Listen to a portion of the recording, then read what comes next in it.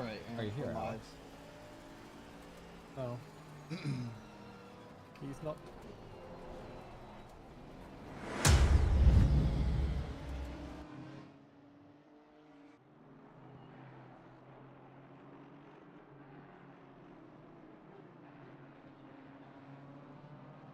Everybody's starting their quali laps now.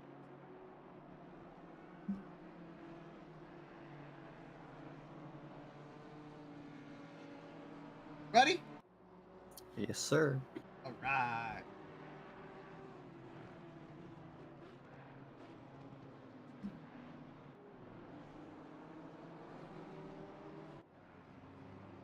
Did you see the battle between Folk's team and I don't remember the other team, but man, were they having a battle at the beginning of the race, and then towards the end, I think Folk's team having a little bit of an incident, but overall it was great. It was great seeing that, man. And I watched some of it, and I haven't really gone back to watching the rest of it, but yeah, it was, from what I saw last week, it was really interesting and a lot of close battles on track. Oh yeah, it's gonna be another great race today. I can feel it, feel it in my bones.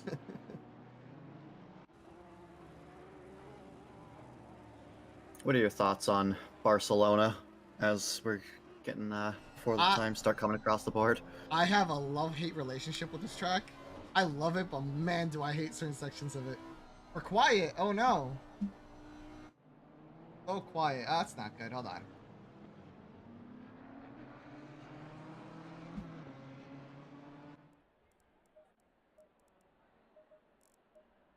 I don't know if that's any better.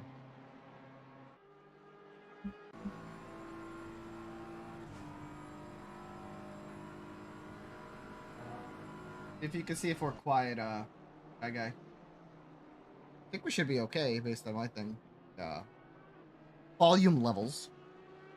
But let me know.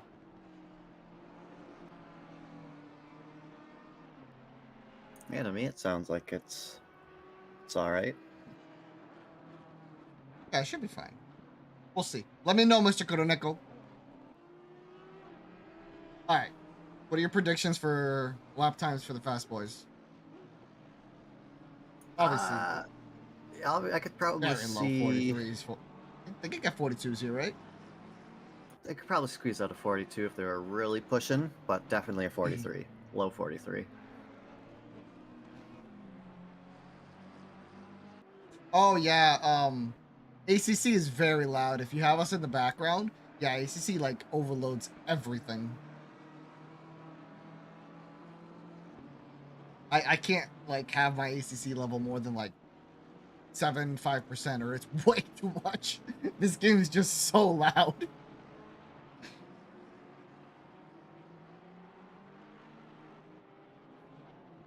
Oh my god, we got a 42.885 already.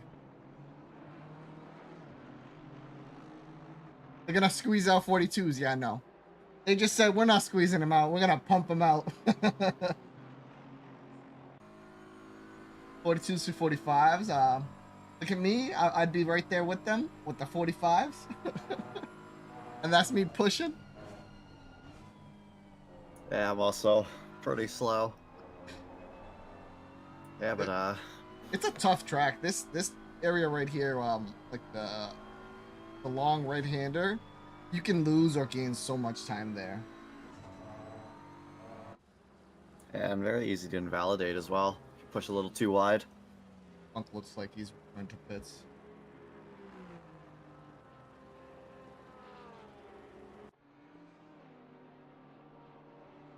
Up on with the 949 car for now.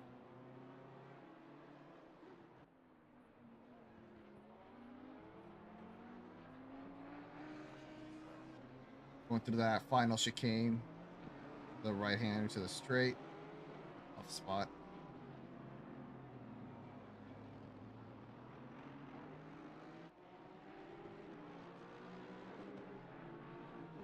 You've been doing a lot more endurance races, Shy Guy? A few more, yeah. We've have a team in the AOR Endurance championship. We had Nice. the 8 hours of Suzuka last weekend, and then Vanko Dimitrov. I'm gonna butcher all these names, Oh but yeah, yeah, trust me. he actually improved that last lap and got a 6 instead of an 8. Oh yeah, these guys are flying, absolutely flying through these corners, man. Yeah, I'm trying to get into more endurance races. Now that I feel more confident in my consistency and stuff. Yeah, Vanko is absolutely flying, dude. His first lap was I think a 42.8, and then he just improved it to a 42.6. Incredible. I know, we're just getting started. There's still 8.5 minutes to improve. Yeah, crazy. That beautiful livery right there. The Tom Davidson. Yes. Mwah.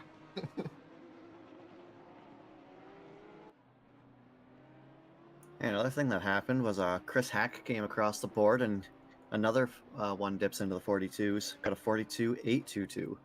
Nope. Chris Hack with the 42.8, and then we got Akiri with the 43.15. So I mean they're pretty close. So it's gonna be a great, just like last weekend. We had a fantastic first couple laps, massive train. ACC TV it was fun. Yes. What's up, man? How you doing?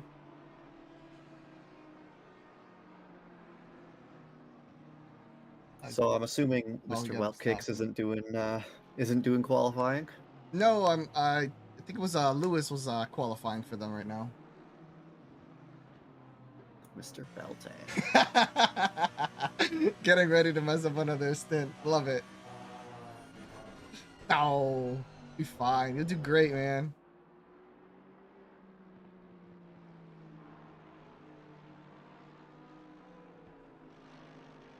Felton is going Walton.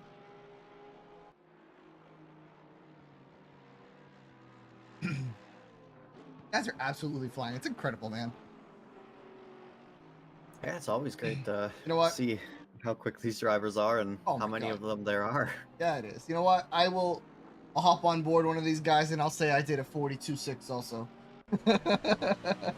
Yeah, just Just close out the HUD and you'll be, yeah, it's you. It's essentially you. No right? one will tell the difference. Yeah. That's totally me. Totally me. You here all week? Oh yeah. Your casting experience? I love your casting experience. Always loved rewatching the stream. Yep. Fastest ACC driver. Look at how I take these corners while I'm in helicam. See that? Incredible. Oh yeah, these guys absolutely killed it right out of the box. Like they didn't even really like do warm up laps. They just said, "I'm gonna set a massive lap right from the start." Yeah, Dimitri came out of the box and he was already hyped. Oh yeah. First time around, got a 42, and second time around, he improved it with another 42. Yep, he said, "I'm gonna be the first one to set a lap. I'm gonna be the first one to show you guys where you need to be."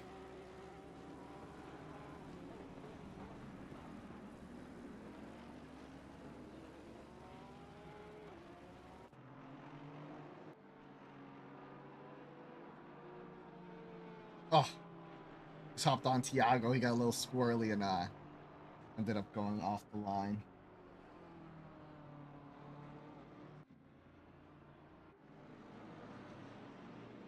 And Mr.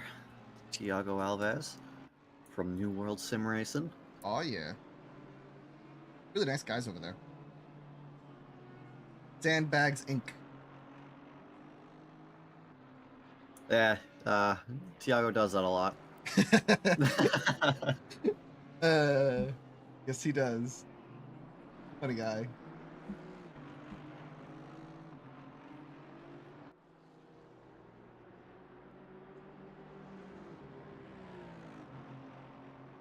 Yes, right now, less than 5 minutes to go, and the top 10 are all within a second of each other. Oh yeah, they're right next to you. Oh, so we got what fastest is a 42.67, followed by a 42.822, 42.907. The top four guys actually got Volk with the 42.942, all within 3/10 of each other essentially. What is whiskey? I have no clue. They might not be driving. I What's don't even their think. car number?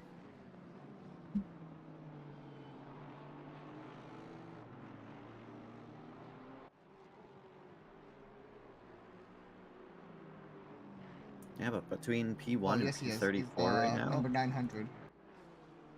number 900. There he is. I found the guy.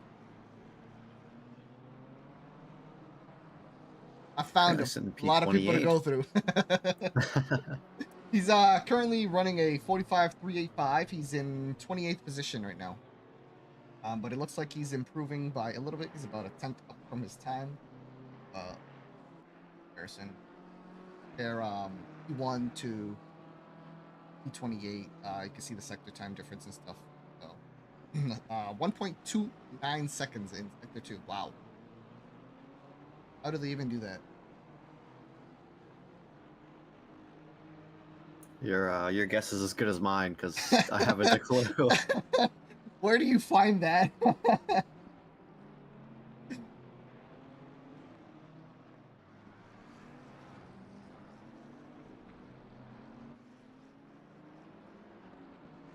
This could be a chaotic one towards the end because right now, Oh, and he goes between just a P little wide. between P1 and P34, a 3.2 second difference.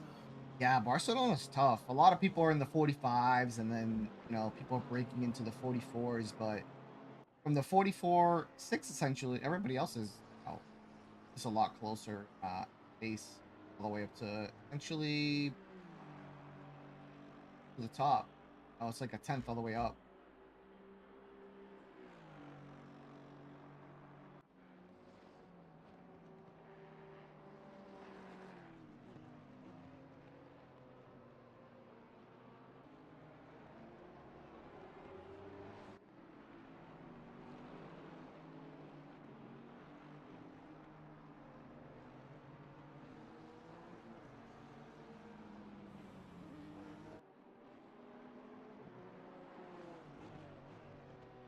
Have you changed up the cars you've been driving? You still driving a BMW? And the AOR, we're doing the Audi Evo 2. The one I was in today, we were in the Merc. Kind of just driving anything right now. Anything and everything. Yeah. I have to get used to the Merc. I'm gonna be doing a 24-hour endurance race with Kevin Blanchett and a few other guys. Oh, nice. When's that happening? I think it's in like 2-3 weeks. I'm gonna be the placeholder for people to rest because I am slow.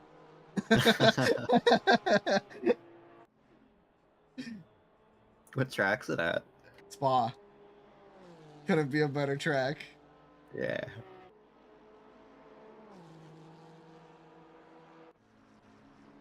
Until you get rain, and then there's the puddle on top of the Oh my god. right before the Keppel Straight. If there's rain, I will find your house and I will I'll get payback for calling that out.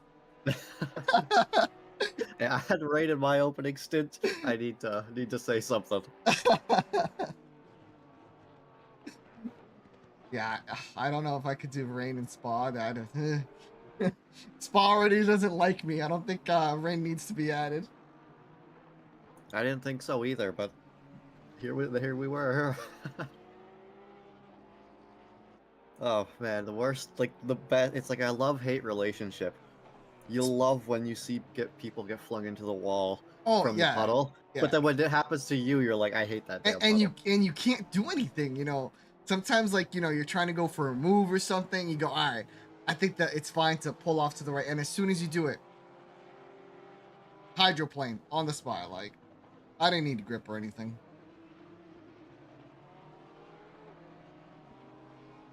Yeah, there was quite a bit of rain coming down towards towards the end of my stint, and it didn't get any easier. Yeah, you know, I enjoy driving in the rain though, actually. But to Yeah, it also always depends on how much rain and what track it is, but it's fun. oh, Add some spice into it. As we have 2 minutes left in max wait time, just waiting for a couple drivers to come across the line, set their final guys times. improve. Yep. Looks like Ian Hall does improve. Him up.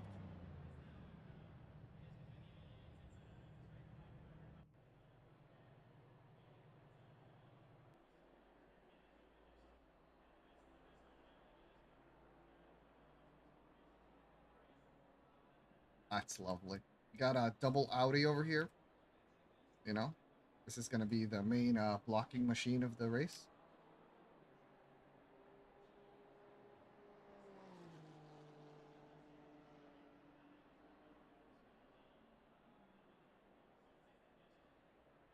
All right, and that wraps up qualifying.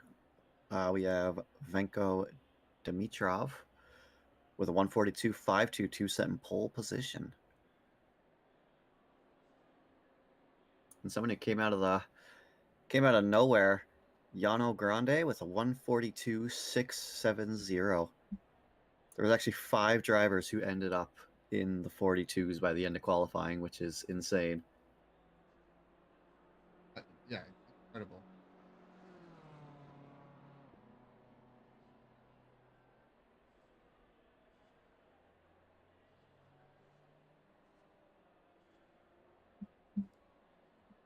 Okay.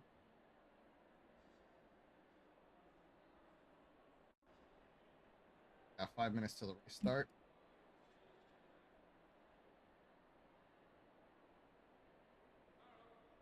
This beautiful lineup we got here.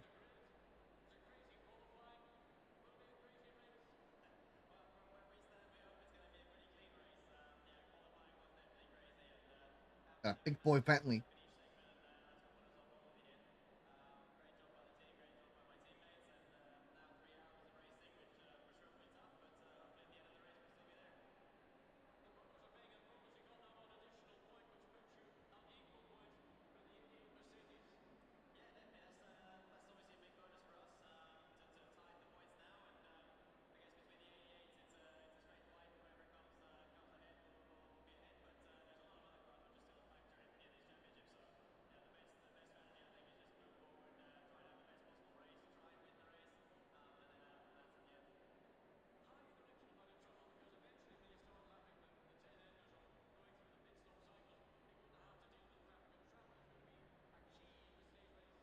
If anybody joins the stream and you see your livery is not working, please resend me the files. I know we had an issue with one. I reinstalled them and for sure which car exactly it was, but sure all you guys is working.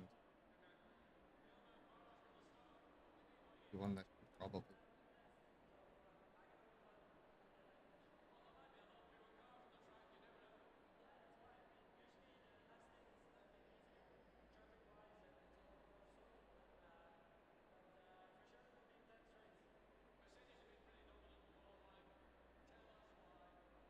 Yeah, the Audi in the back actually got disqualified from quali for not respecting the driver's briefing. yeah. They asked to get into the pits and follow driver's briefing is a must.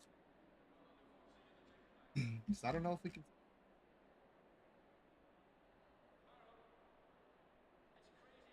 That might give them some work. I think it was a fairly decent lap, but I can't remember what the time was. They got into the 44s. That's like 10, 15 positions, from what I remember.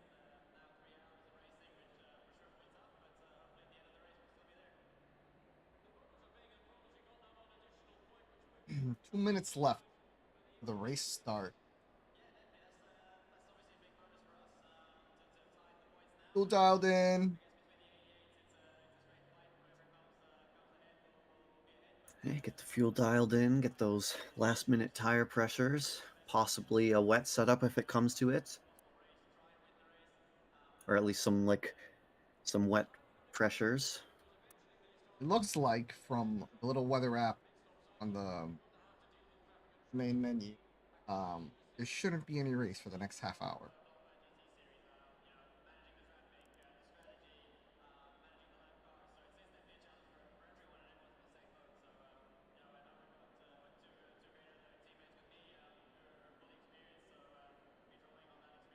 Yeah, with only a minute and a half left to go. I always love seeing the start of Barcelona because it's so wide, and then it just kind of Oh, thins out going into turn one. at turn one, we're gonna have be interesting. All the way And back here. and these drivers also have to remember it's a 3 hour race, so there's tons of time to make up lost spots. Oh But yeah, of you can't win it in turn one, but you can definitely lose it. course. You don't want to be in the pits at the start of the race. Lose additional time.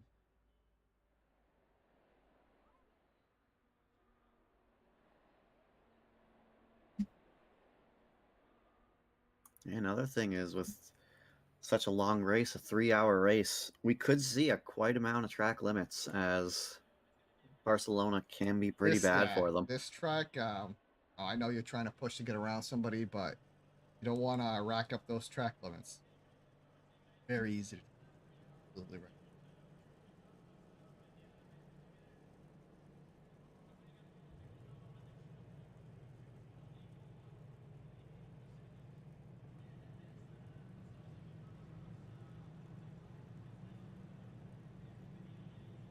Starting up.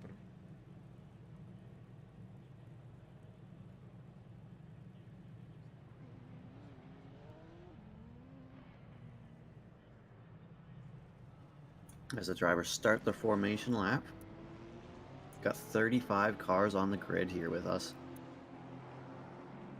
That's an amazing turnout. Of course.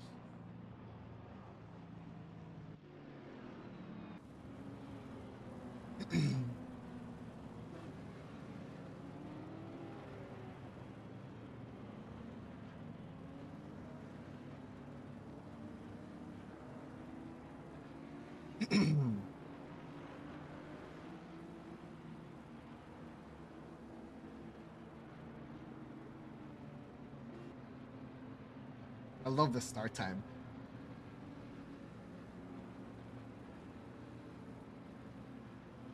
What's that? I said I love the start time. Because it's early in the morning, right? If I'm not mistaken. Yeah, it's like 6:43. Yeah.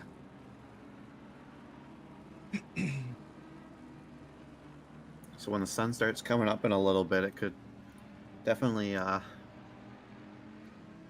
lower some visibility and possibly block out some braking points for some of these drivers. Oh yeah. Sun is major pain. Some of the tracks in turn.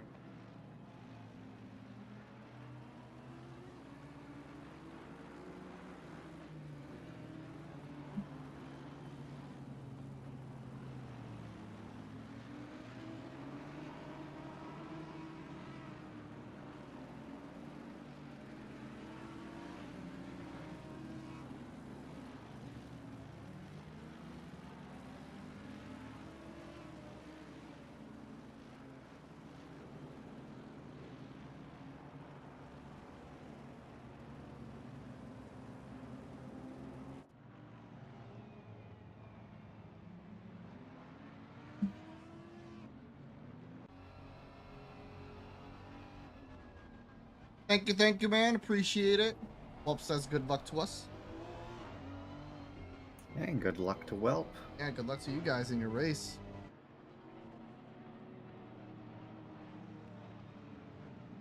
Yeah, currently P28.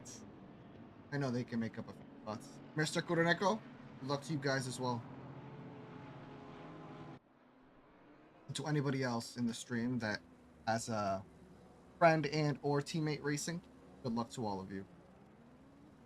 Have a great race. And we're going to get underway here soon as they just come through the final chicane and coming around the last right-hander, the last turn of the lap. Oh, gonna be a exciting start. Yeah, side by side. We'll see who can get a great start, see if anyone can get a nice launch off the beginning. Being a Porsche might not favor them in this straight,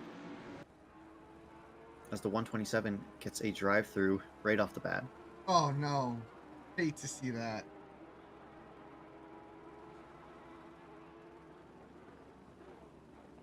Yeah, and it looks like the Audi of Grande got a Oh, we got a banger little of a tap. start. Oh, hopefully that's not too bad. Back.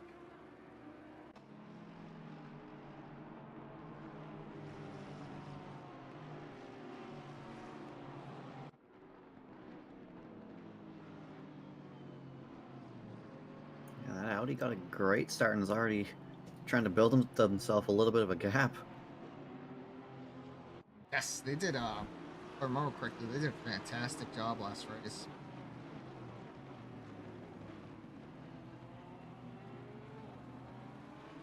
Let's see, it looks like Richard Poxley, currently P11, started P16, already up 5 spots.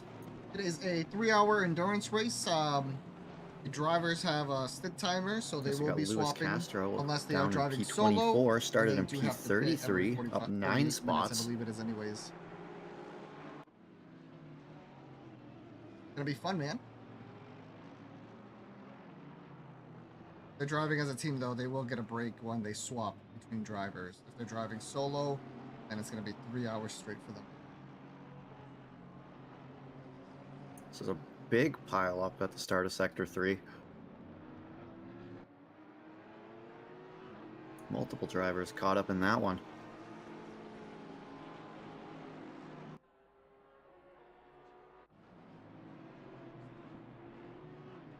Yes, Yano Grande leading the race after the first lap, overtaking Vanko in the opening straight. We got Jordan Cotton heading into the pits. He must have enough damage to warrant going in as well, followed by David Funk and Justin Sylvestre. All three going into the pits, so they must have enough damage that it's worth going early. That's unfortunate. Very unfortunate. But there's still lots of race to go. It's not quite over yet, but it's gonna put a little bit more pressure on them. That's for sure.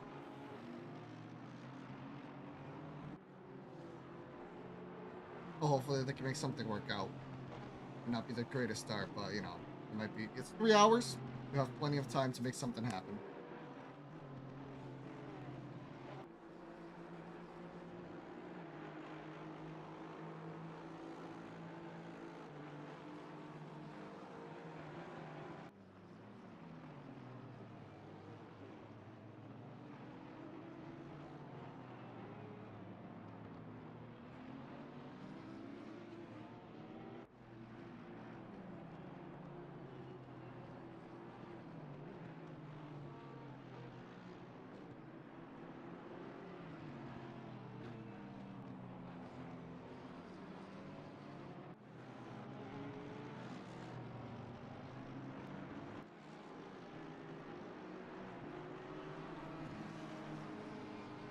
Jacob chasing down Alexander.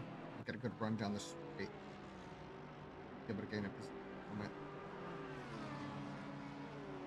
Just not fast enough. Actually, Tom Davidson does get a good run on Jacobson, and he's gonna get that pass.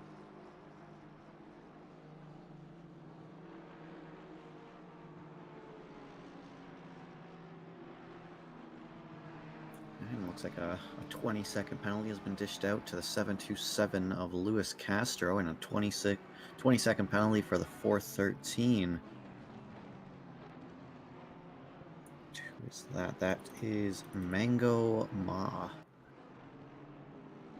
So two 20-second penalties being dished out pretty early on. You have, I think it's 2 live stewards today. Last race, unfortunately, they weren't able to make it, but today we do have.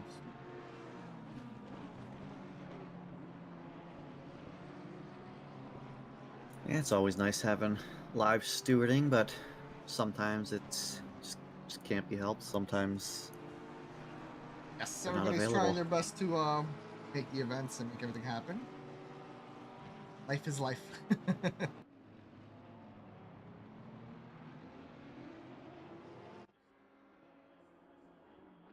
Oh, what happened to the 949 car?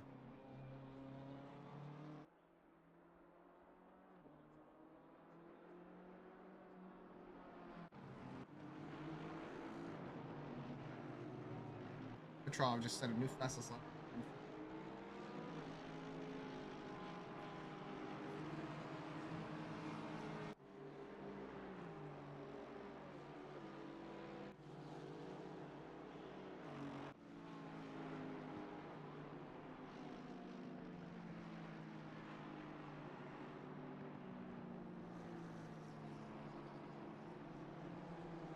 There's a huge train of cars down here in P20, and they're all really close to one another. They're still fighting it out. Ooh, a little bit of contact maybe between the 357 and... Who is that? The 39 and the 357 maybe.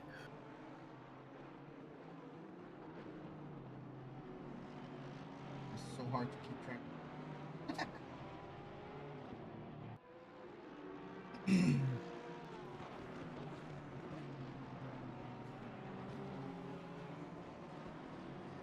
What's up, buddy? How you doing? Thanks for hopping in here. Appreciate you.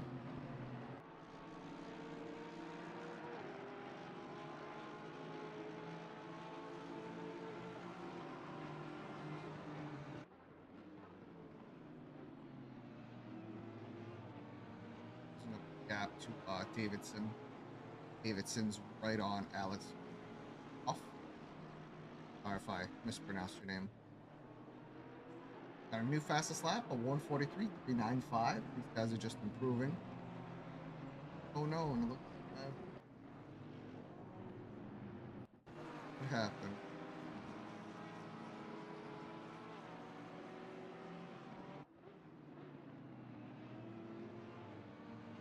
Unfortunately, that's the 23 car of Ian Hall, and really unfortunate for him as he had was in such a bad spot. He had to wait for all the drivers to pass him to be able to get a gap to rejoin in a safe manner.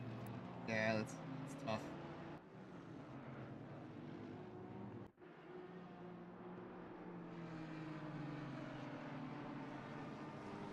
Yes, Tom Davidson still being hunted down by Roth and Gray. But Roth and Gray side by side. They are going at it. It's a nice battle down here in for P15 essentially. Yeah, one small slip up could cost any one of these drivers a position, or maybe even two if you're Tom Davidson. There's another little gap, pack of cars behind them as well, so it could be more costly than just two.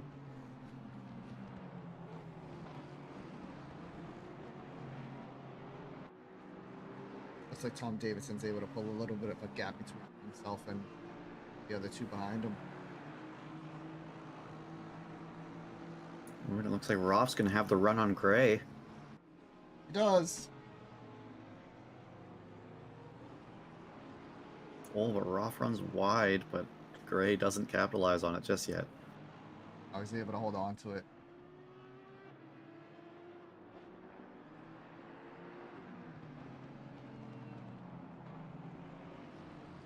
It was given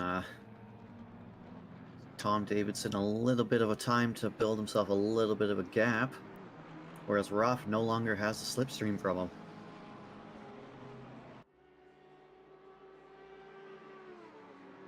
So we'll see if he gets swallowed by the BMW going on the straight. Looks like he might. BMW's right on him. I don't think he's close enough though. It He's doesn't not. quite get the run needed. Got close. You saw that BMW close that gap really quick. And Mr. Funk is unfortunately in P34 at a very unfortunate beginning. Yeah, Funk was involved in an incident. We didn't quite catch it on stream, but it was a couple cars involved, and Funk got the worst end of it. Looks like he did have to pit early.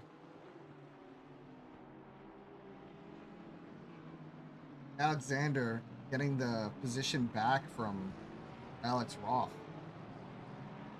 But they are all over each other, man. There wasn't any gap between those two.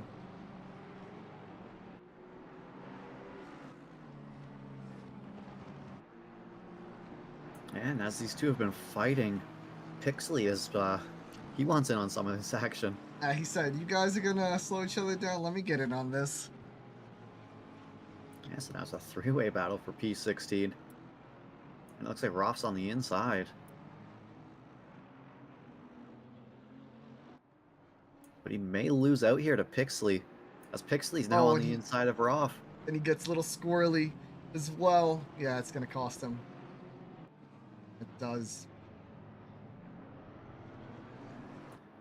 I love seeing the snake going through the chicanes. It's so lovely, man.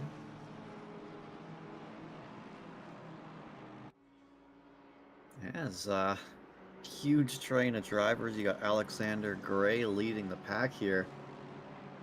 And just a huge train of drivers, like close behind. Oh, That's just Davidson. Tom Davidson made out on it. He was able to pull a gap. Yeah, he's built himself a pretty healthy gap as he's trying to hunt down Paul Miles.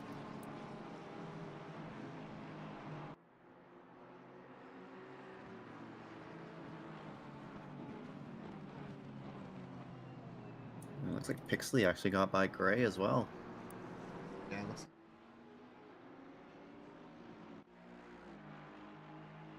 Gonna hop on board with Chris Hack. Looks like he's closing in on Tom Hench. Hope I didn't put bad.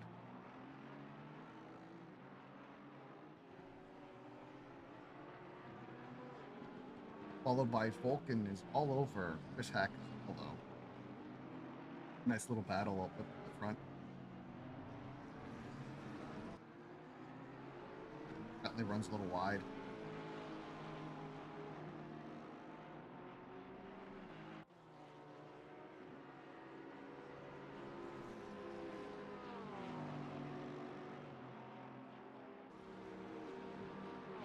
Yep, it looks like Volk might be able to get Chris Hack, and if he can hold on to it, it looks like he will. Oh, let me go back around the outside. Could be a move done by Vulcan as well. It is. Yeah, nice move going down the straight in turn one by Vulcan, and he's able to hang on as Hack wasn't gonna let him take that free as he tried to challenge him on the outside again. That was a great Couldn't challenge, defend it. and he's still hanging in there, right next to him. But great move by Vulcan. Yep, pushing Vulcan up to P6.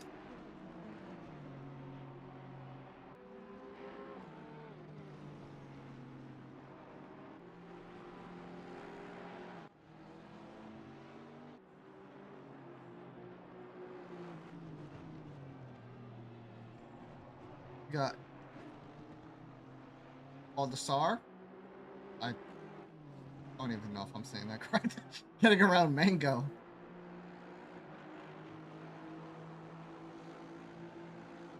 Yeah, I've been watching these two for a little bit now, and they've been side by side for a couple of these turns. Oh, they're almost side by side again. Mango looks like he backed off just a little. As we have a 20-second penalty for the 39 car of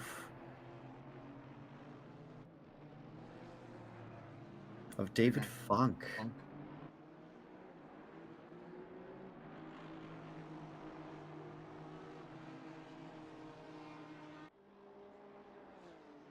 So we have Steiner, Dari, Thorgilson going at it with Karner and Karan down Nice here in little fight back there. Yeah, fight between P23 and 25 with the Audi I of guess David David Funk in the Funk just background. trying to gain some positions back and lap himself. It would cost him. As Steiner makes a lunge on the inside. Oh my goodness, Oh, and there is a car went flying by.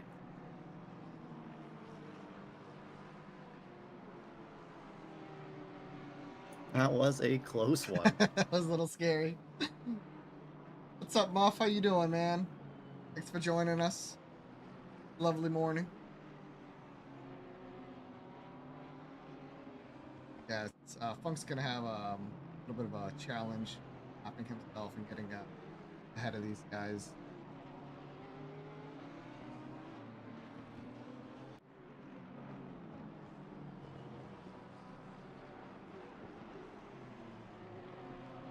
Can't quite unlap himself from Steiner, but he also almost lost it there as well.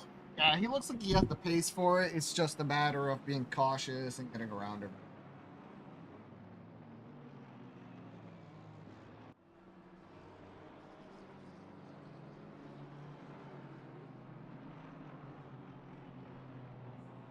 Jacob followed by Krislov was uh Feinecking on. I just lost the on Ian Hall. I'm sorry, I just lost my train of thought.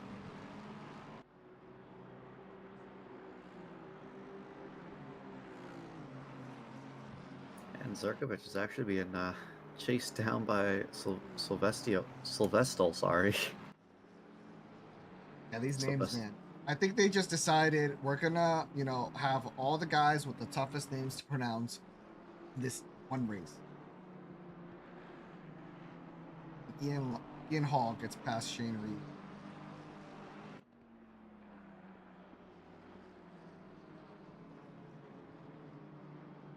And right now, up at P4, you got Noah Soli, Vasquez, Rodriguez, Hench, and Vulcan Bockerden, all within a couple tenths of each other, and also Chris Hack as well.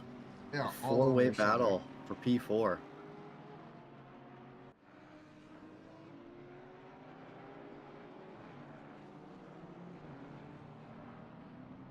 Go through the final chicane.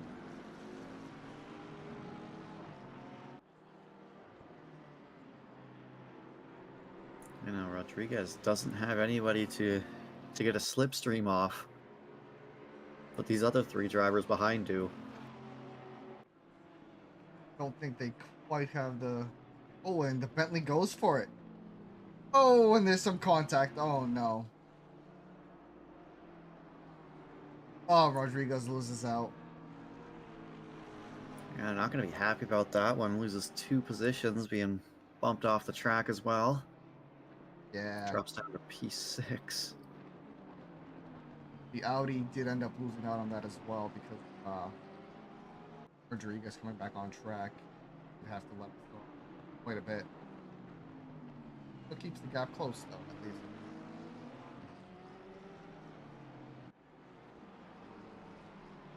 Yeah, not giving up quite yet. Still wants that position back. I would too. I would not. I would want my P4 back.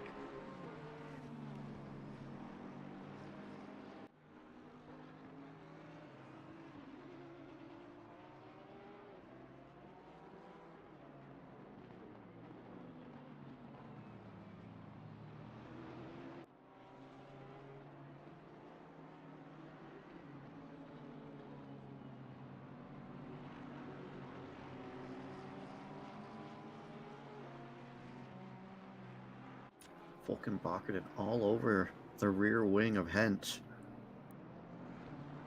He's just waiting for it.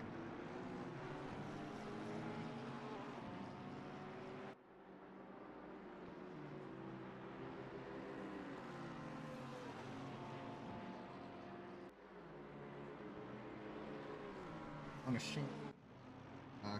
Gap down quite a bit to Alex Roth.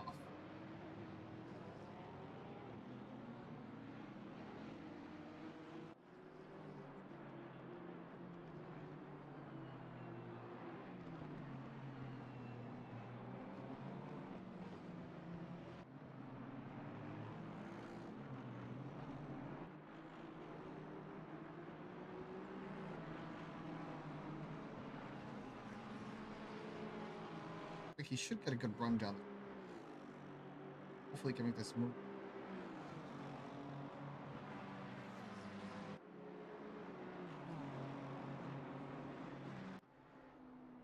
Not quite close to happen.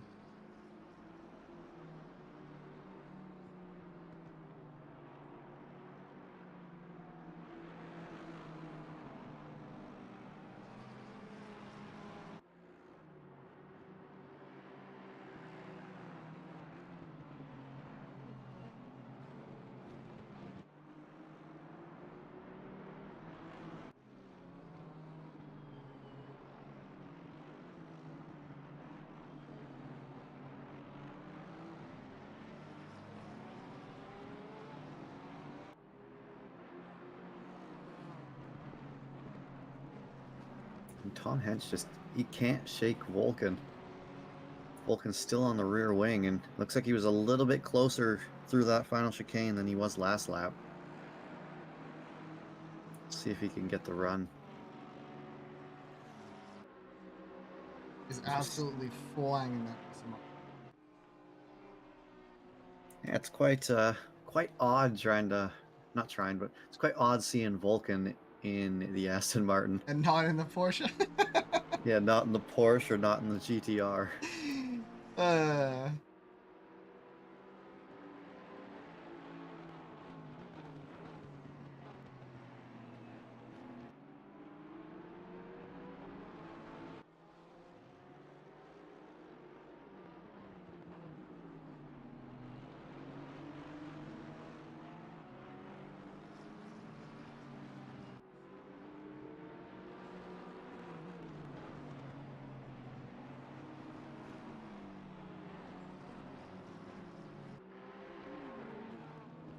All three of them, all over you.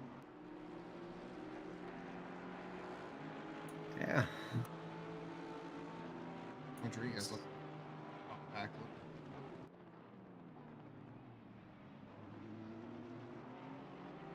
Yeah, with these two fighting, it could only be a matter of time until they slow each other down enough for Rodriguez to catch back up. Oh. Patience game.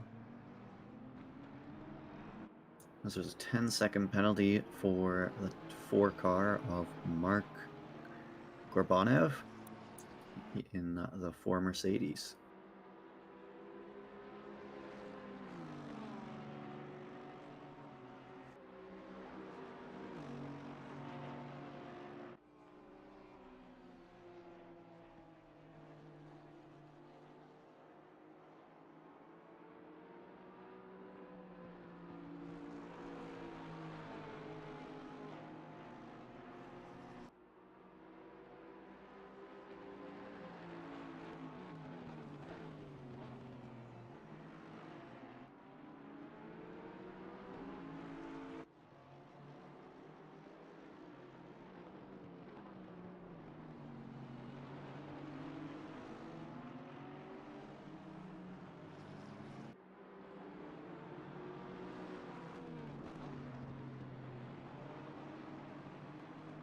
This battle for P4, these guys are not letting up. Tom can't catch a break. He can't build himself enough of a gap to get away from these guys. Really can't.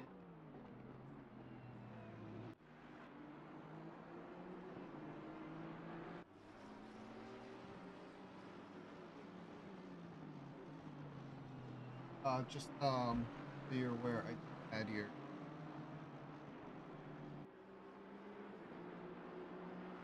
All right.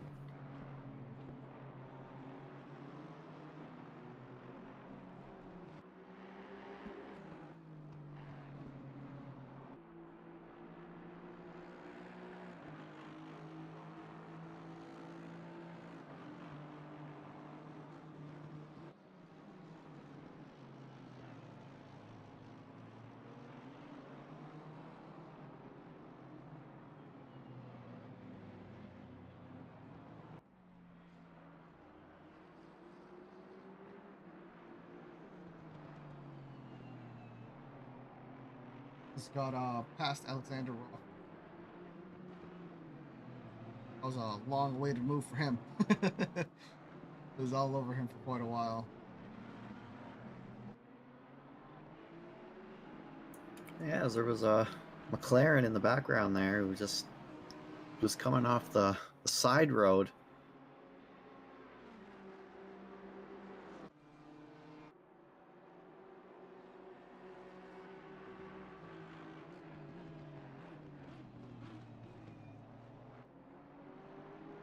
And it looks like you have a bot in your chat, so you might want to. Probably. Oh, bots. We always want to get famous quick. If only life was that easy.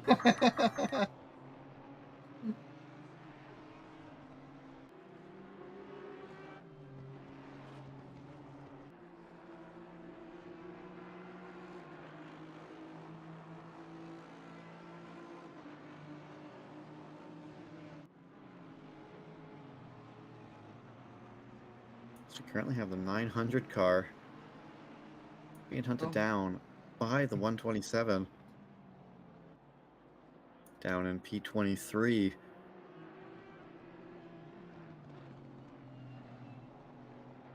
Looks like Vulcan. And Steiner's gonna have to take the defensive line, but it looks like he just backs out and lets Cotton go through.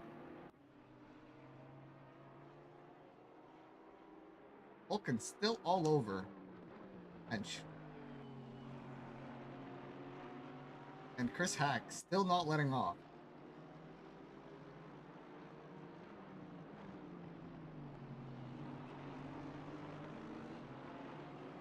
And those three drivers, they just can't shake one another. They're all within all have the same kind of pace, and yeah, they just a couple groups of drivers, different parts of the track.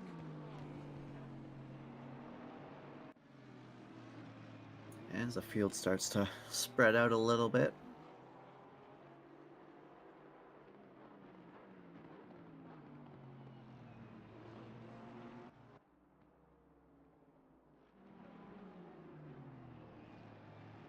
Donald, Tyler, was also chasing down Rodriguez.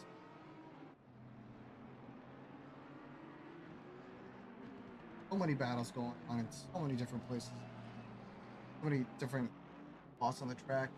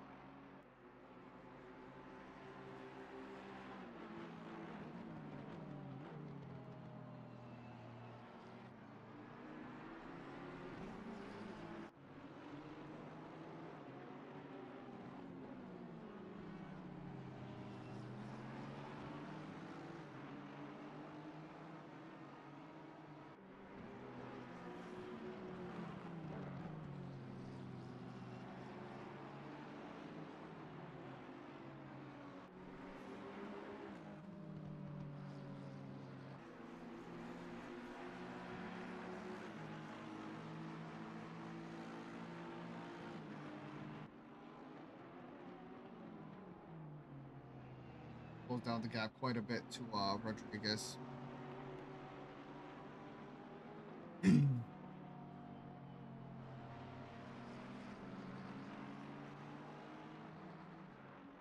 Sector times. Tyler is half tenths on down a sector 1, 8/10. Oh no! And we have a little bit of contact. What happened there? It's like Skylar went down the inside.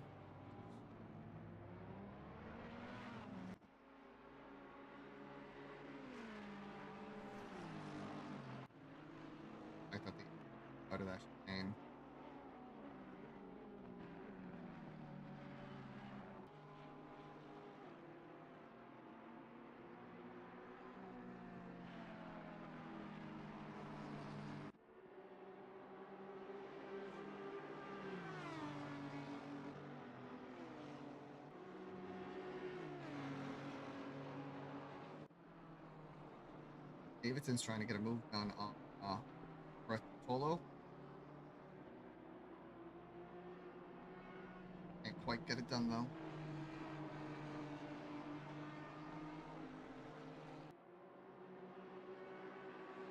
Yeah, looks like Zurkovic going down the main straight. Gonna go side by side through turns 1 and 2.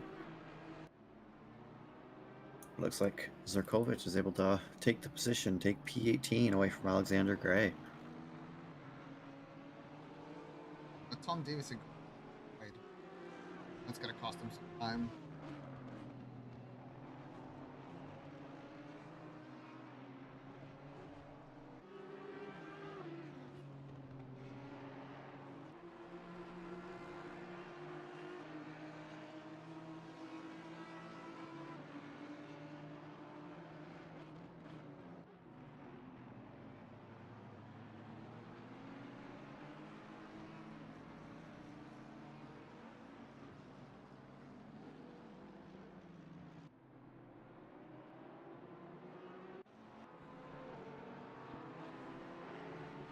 Fabian chasing down Jacob.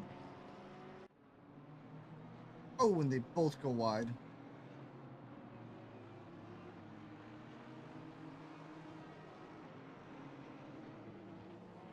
Go all over each other though.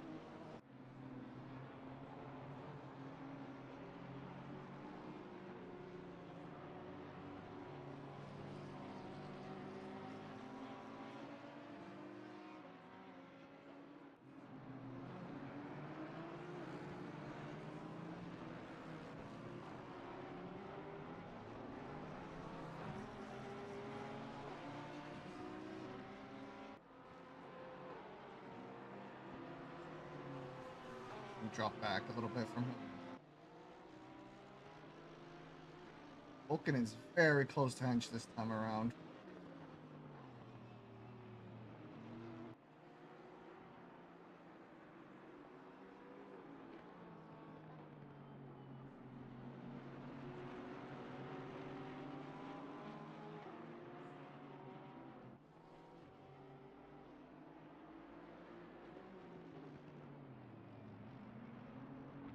Final chicane.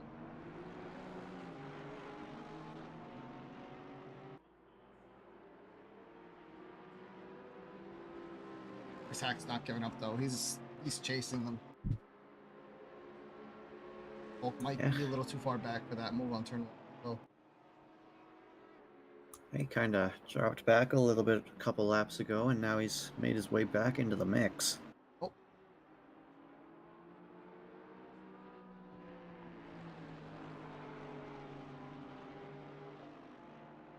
It's been just about 40 minutes. 34 minutes. So about another 15 minutes till the stint timer's out. Probably about that. Yeah, you're looking at about 15, 16 minutes. We'll see a couple of driver swaps and some double stints for the solo guys. It'll be interesting what their strategy will be.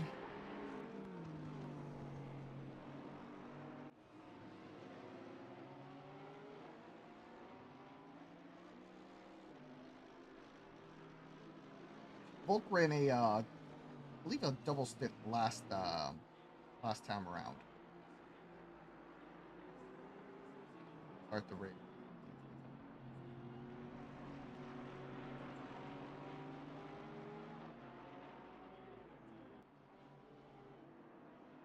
He gets so close to the hench on the final sector.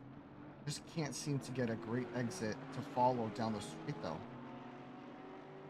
He might be a little bit closer though.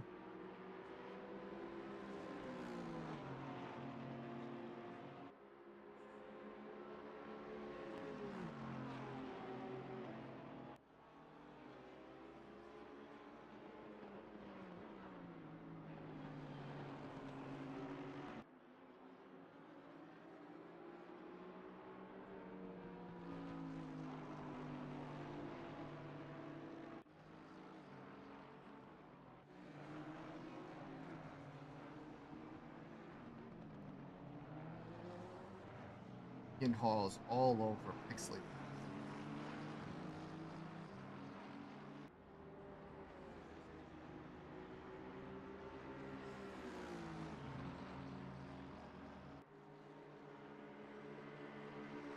Corey has jumped into the pits. Ian Hall gets the move done on Pixley. Oh, but he gets a little loose. Pixley might take that position back, and he does.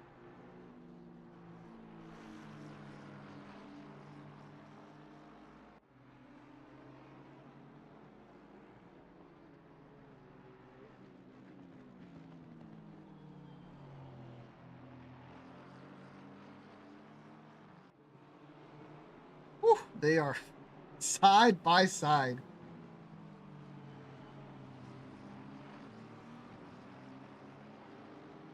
Ian really wants that P15. Pixley does not want to let go of it. Yeah, stellar battle between these two drivers as they're not giving up yet. No one's out of the woods yet. They're still under fire. At least Pixley is. Hall just can't make the move happen as he goes for a lunge on the inside. He's still there on the inside.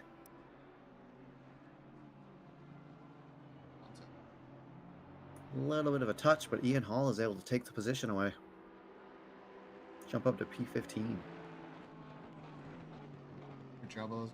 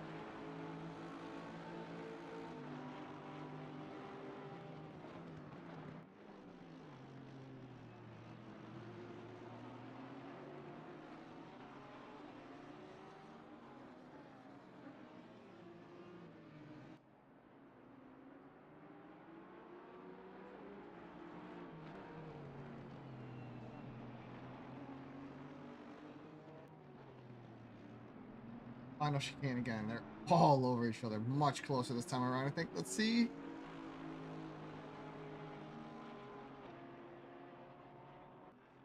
Really trying to make that move work for him. Can't quite get that run down the straightaway.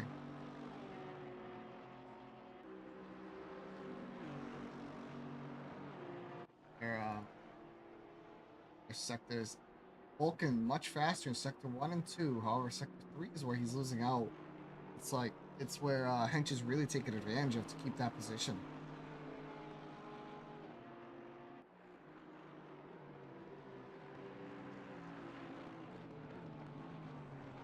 Yeah, with the turbo lag of the acid, it can be pretty hard to overtake, especially something as big as the Bentley. That Bentley is wide. You can see how much quicker Vulcan is around that area.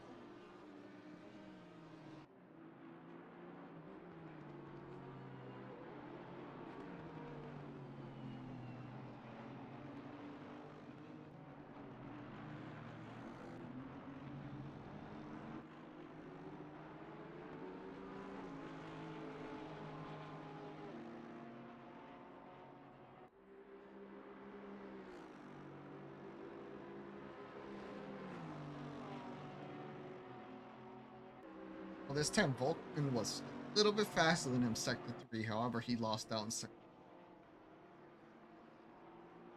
Incredible seeing the difference in between the two laps.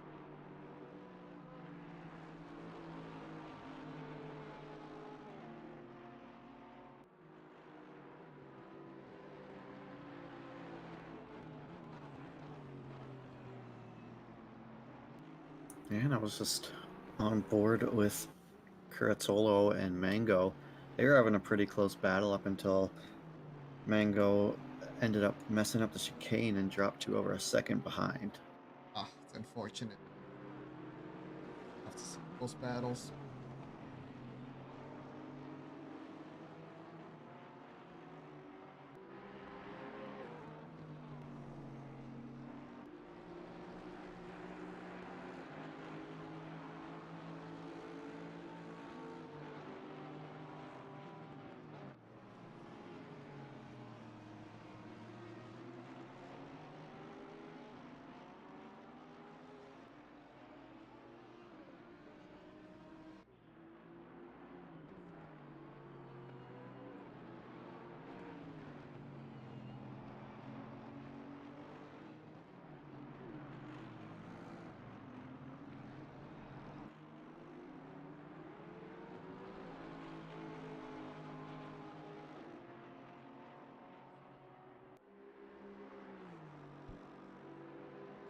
This hack must be getting frustrated as well. He's all over Vulcan, but that straightaway must really be frustrating him. Yeah, you could see him, but you just can't catch him and overtake him. He's all over him, but once it comes to the straight, he just drops back a little bit. Not enough.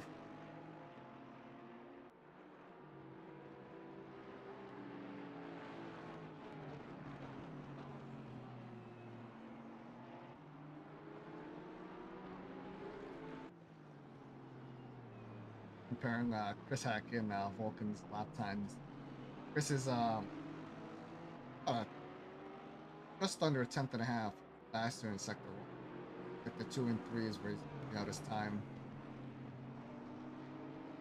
Looks like he gets a great exit. He just can't do anything down the straight.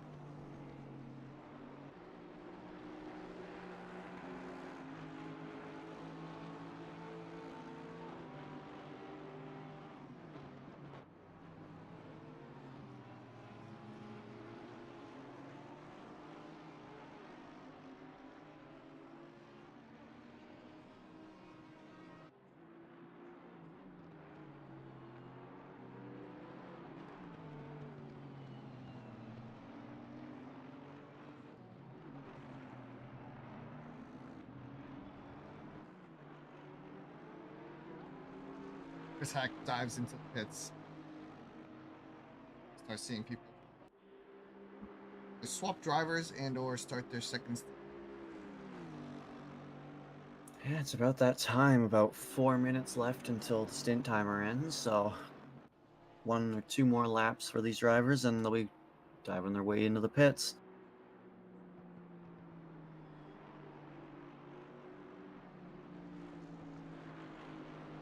Chris Hack dove in at 6. He comes out.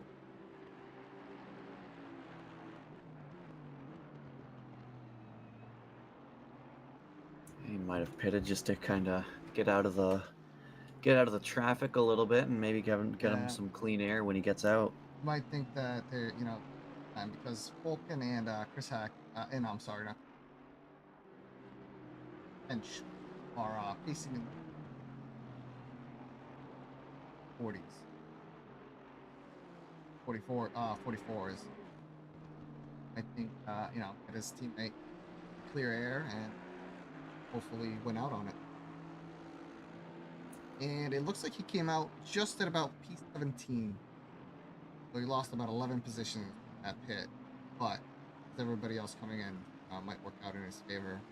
He has a little bit of a gap to get ahead of him.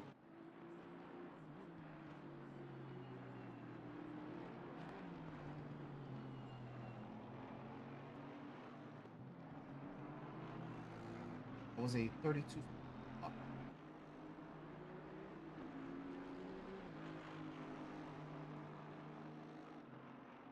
Like Ari, too, just dove into the now. Got Dimitrov still going. Gonna go probably for another lap. Dano's still going as well.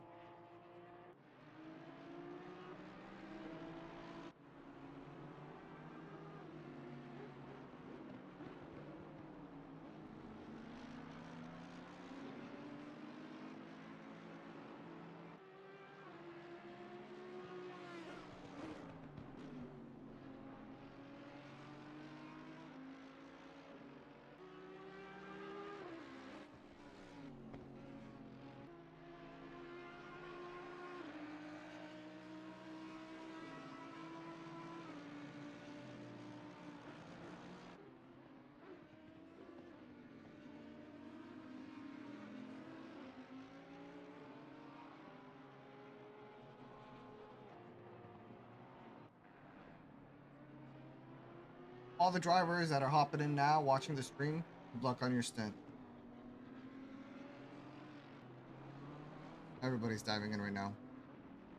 Dano should be coming in as well. I believe it's I don't think he has enough time to do a lap. Yeah.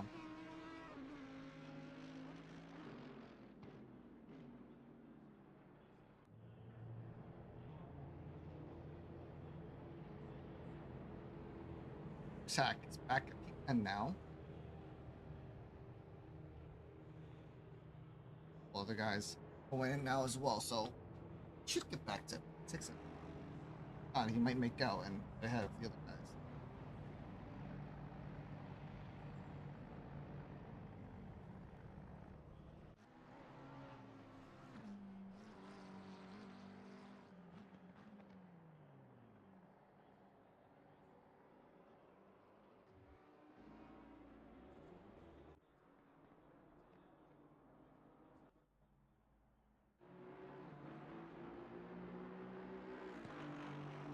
I didn't.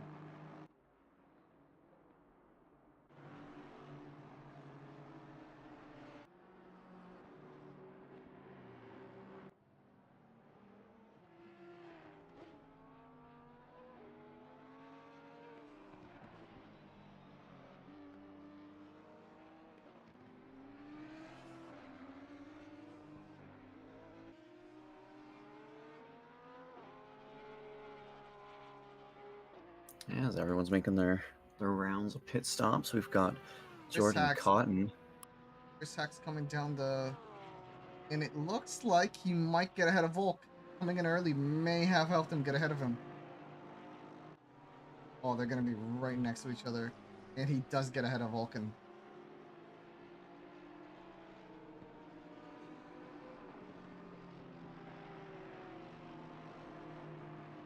And Chris Hack with a little bit of an undercut, and it pays off in the end.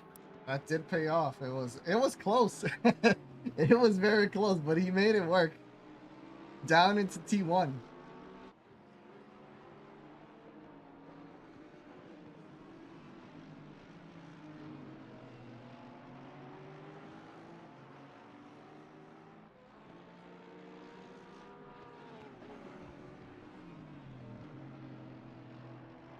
Ed Hank, his team.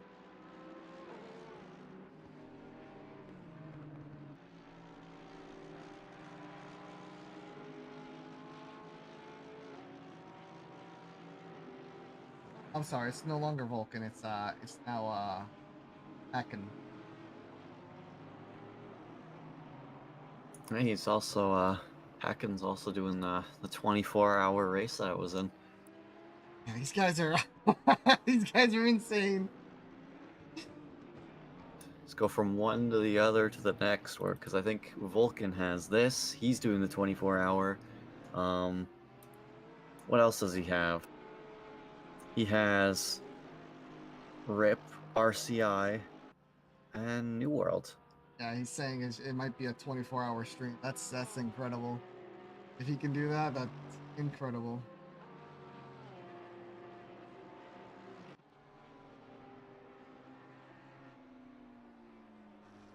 Yeah, I don't know how he does it. Oh? Yeah, I wonder what happened, because they're all the way in P29. Still in the pits. What's going on? They're coming out of the pits now. Do they have damages? I didn't see anything big happen between them, or like with them.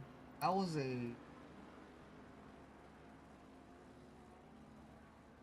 162 seconds in the pits. I wonder what happened. That's a lot of time lost there. Must have been a technical issue or something. Or maybe an error with his teammate? Maybe. Oh no, his teammate got in now. So there must have been some error or something. The driver swap. Wonder if they were having technical issues with the teammate's wheel.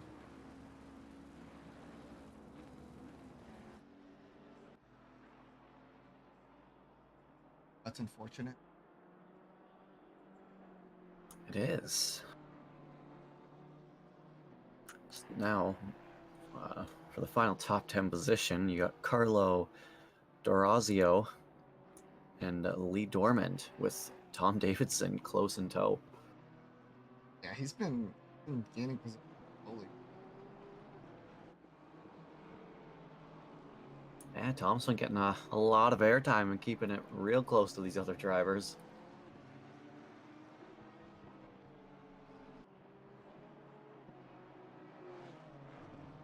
Shane Reed has a total of 19 positions.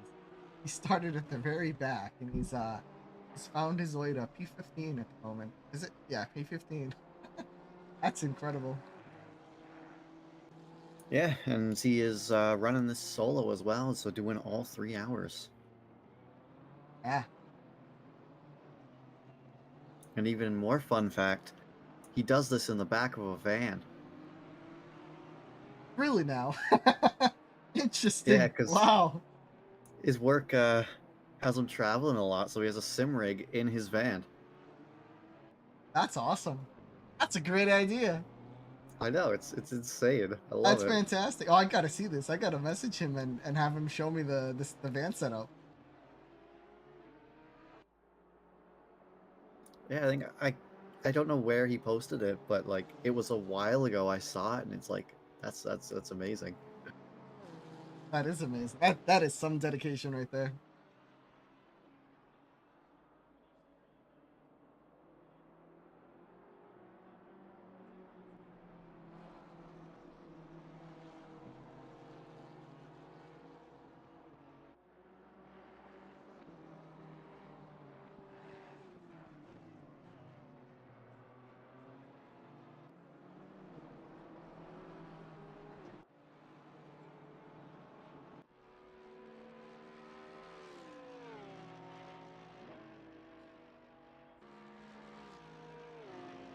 Kanik chasing down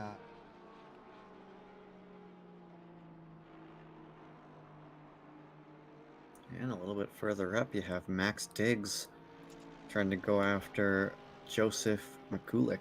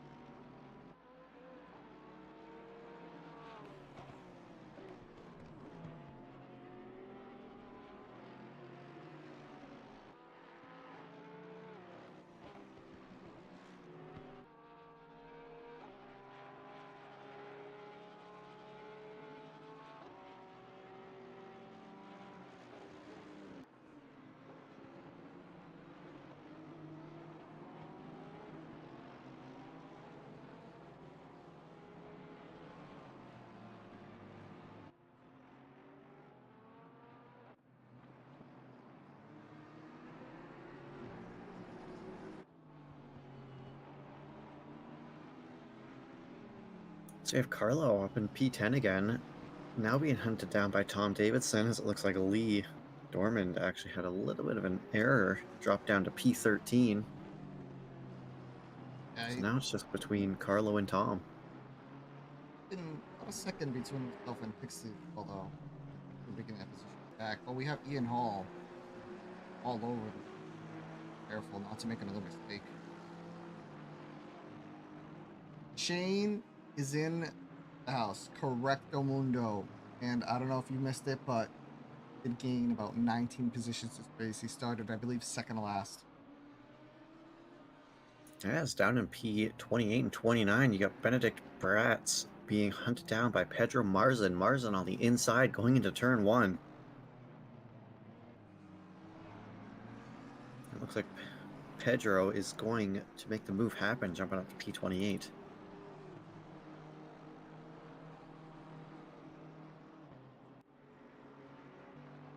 It looks like Tom might get a good run. He's forcing Carlo to take the defensive line in the turn 1. But Tom on the outside of turn 1. They're still side by side. A little bit of little bit of a contact. tap, Oh, but it looks like Carlo's able to hold on to the position ever so slightly, and Tom, he's going to try for the outside again, but just can't quite make it happen.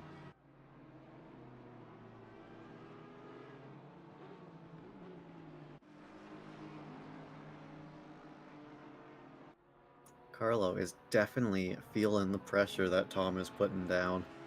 well, we got Mitchell happen to hit down at the final turn.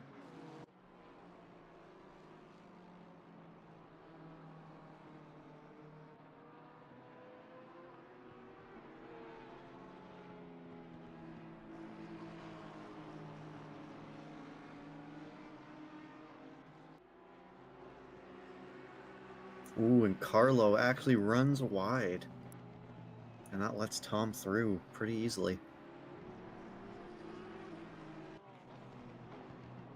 Xander Gray all over Joe Howells.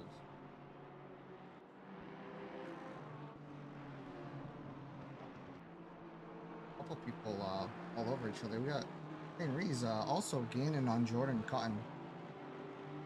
Well, Jordan Cotton actually just passed Shane Rees. Oh, is that what happened? I just Yeah. saw the gap. I just seen it so close to each other. I don't know if it was gaining or not. Oh yeah, I think Shane was in P15. I think he's lost out 2 positions this stint.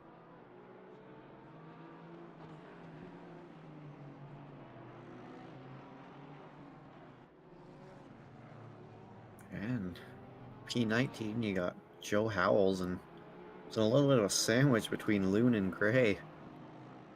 New fastest lap of the race, 43.297. That's crazy. Almost getting a 42 in race pace. No, in Watkins Glen, same thing. These guys are like quali pacing or race pacing. I'm like, you guys are insane. Alexander Gray trying his hardest to get that spot from Joe Howells. They were side by side for a second, but he couldn't quite hold on to it. Oh, and there's a little bit of a tap, but he slows down and lets him stay ahead.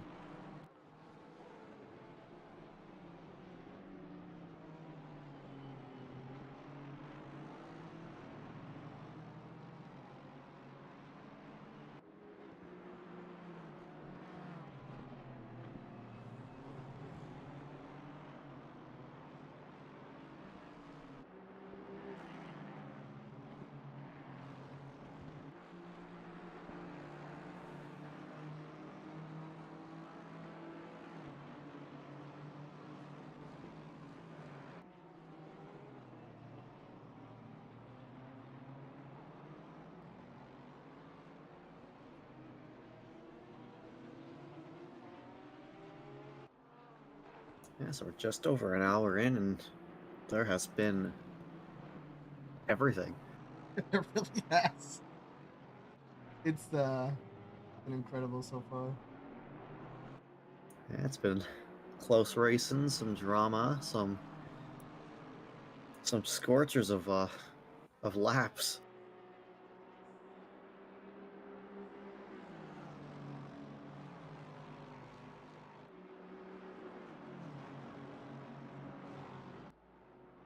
So right now, it looks like there's a pretty lengthy gap between P1 and P2 right now, but an 8-second gap it looks like.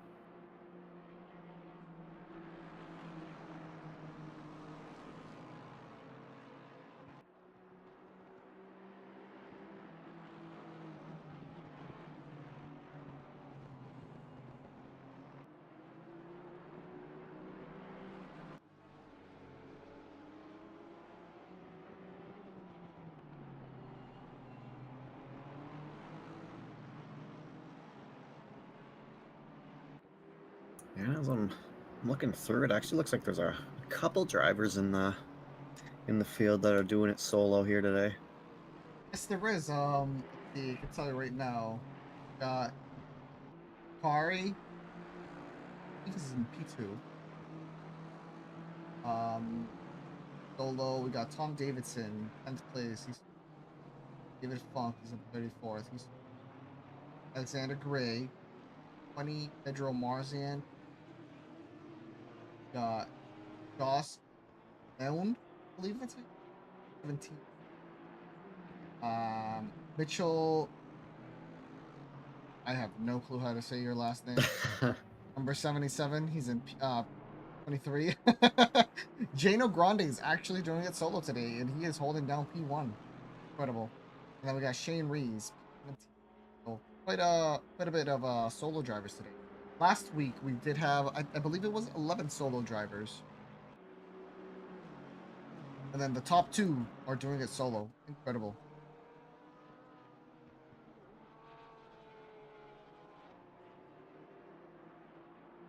Yeah, we'll have to see if they can keep their cool for the whole 3 hours. Out of the pits. A little marking.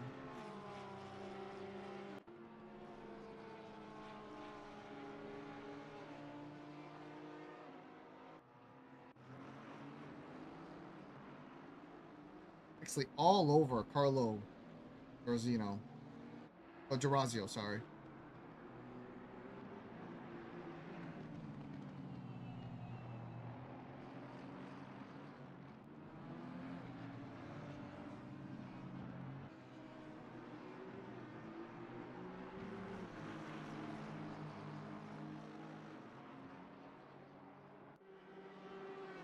Got a three-way battle for P11 right now Oh between yeah, these guys are. Gerazio, Pixley, and Hall.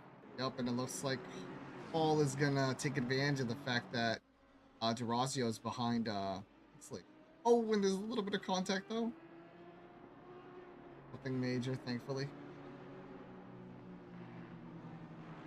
A little bit of a tap, but Ian Hall gets through. Now has his sights on Gerazio. Yeah.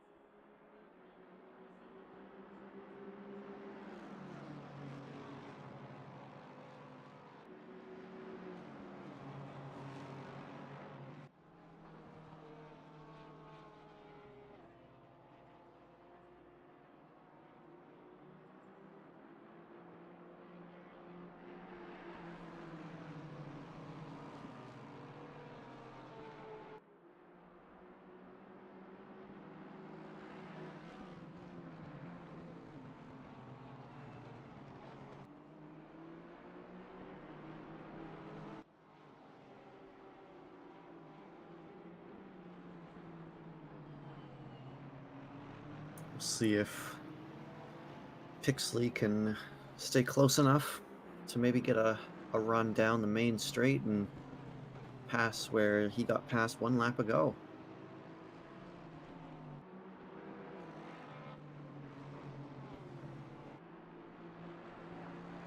They're going around the final turn and down the main straight. Looks like Ian Hall has the run, and he's going to have to take the outside line because Carlo takes the defensive line.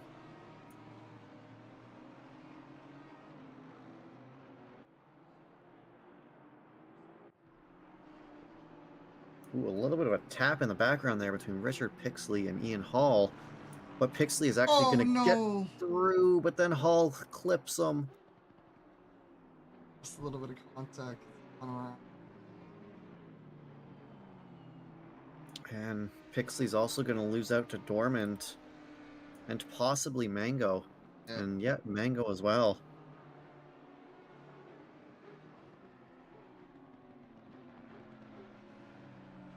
Yeah. Lost 4 positions. Very unfortunate.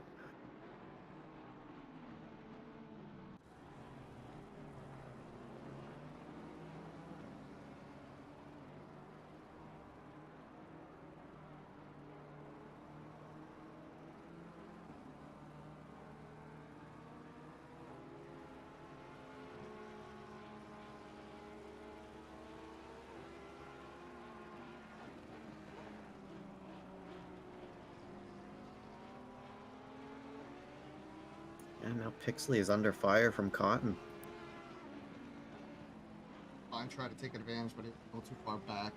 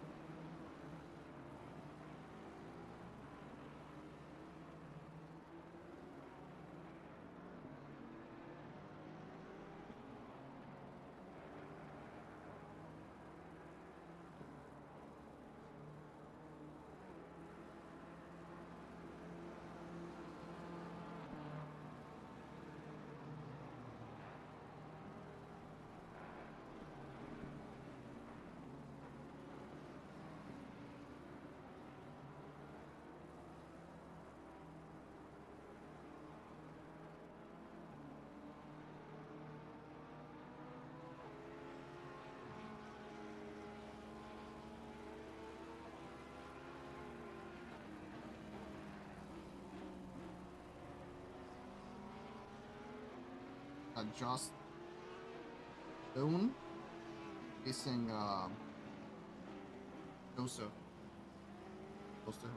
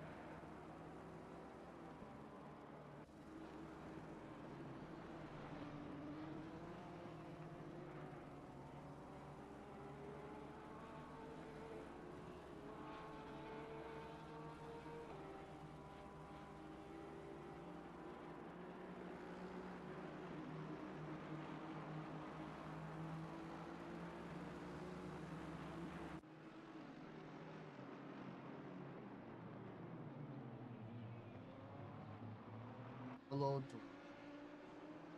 all over the rear bumper.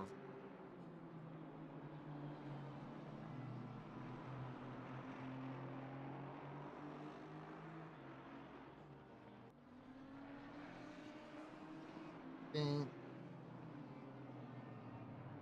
oh, goes over, costing some time.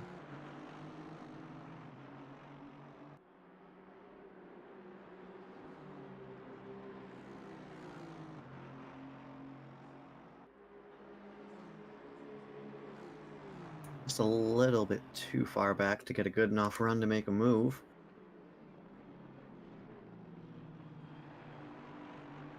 See if we can close the gap in the windy sectors. Was very close, but he just tapped the inside sausage, causing him to.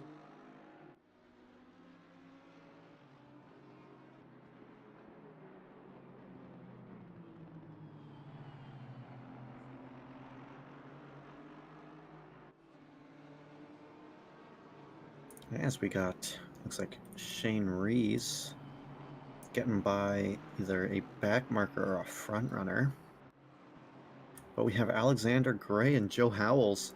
Looks like Joe Howells on the inside and Gray with the switchback though.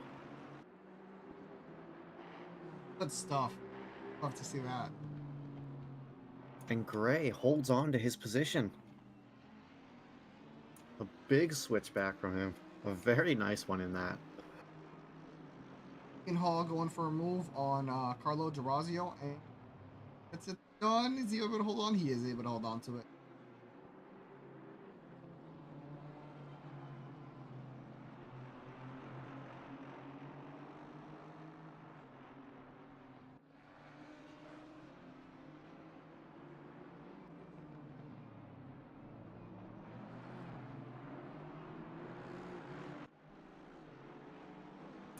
One down in P26 and 27, we got Pedro Marzan and Nikita Ponomarov battling it out. Looks like Marzan was able to get by Nikita.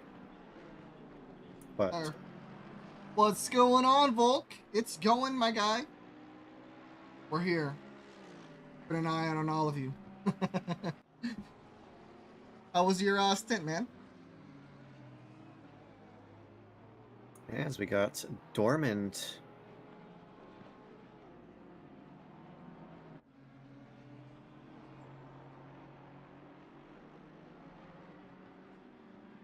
battle between Dormand, Cotton, and I think who's It's that spicy. behind that?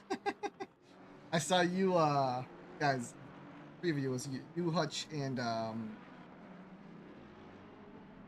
I think it was, battling it out. You guys were all over each other. It was awesome to see.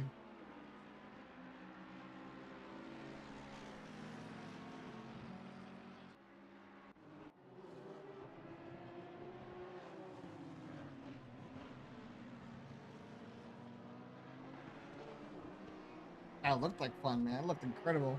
Guys all over each other for like the whole race.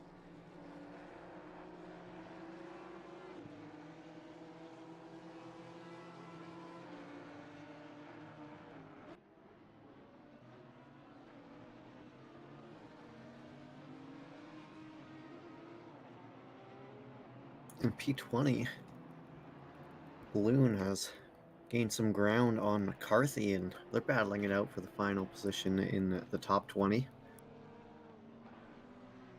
Only a couple tenths separate these two. Got Jordan Cotton all over Jordan.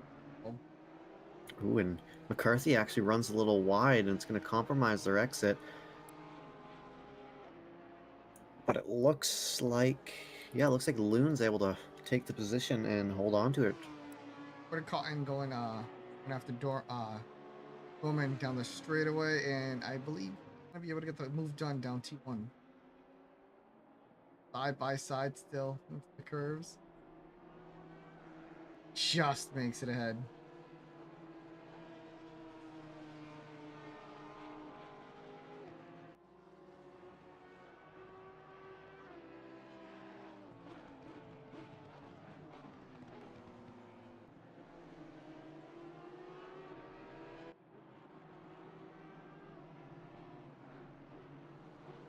If anyone wanted to try it out, also F1 22 is actually free to play this weekend. If you ever wanted to try F1, now's your chance. Yeah, kind of. If you've never played a sim racing game before, it's kind of dip your toes into it. Also give you a chance to see if you actually want to buy it or not. Fun game. It is quite fun. I just never ended up buying it because when it first came out, the reviews on it weren't the greatest. Oh, it's tough, you know. But it's it's more catered towards a arcadey side. It's not a full blown. They want everybody. Tough. Yeah, it's now up in P7. We have Jonathan Steele, David Carter, and Merrick Levesque, all within about a second of each other, about a couple tenths between 7th and 9th right now.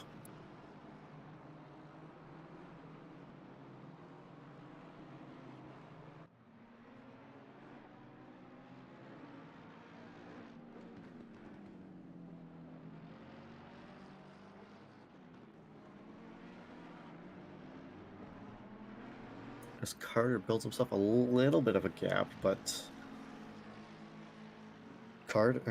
Steele builds himself a little bit of a gap, while Carter is under fire from Levesque. Doesn't look like he's going to be quite close enough to get the run on and going down the main straight.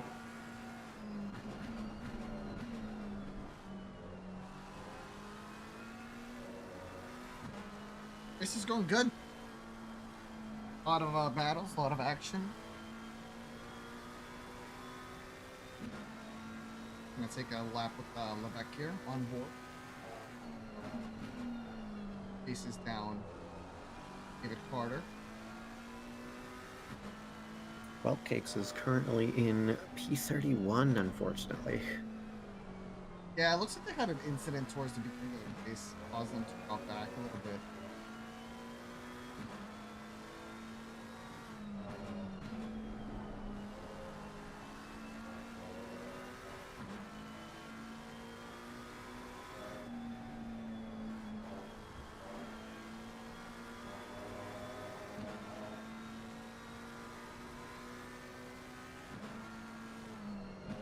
Yeah, this three-way battle still underway for P7.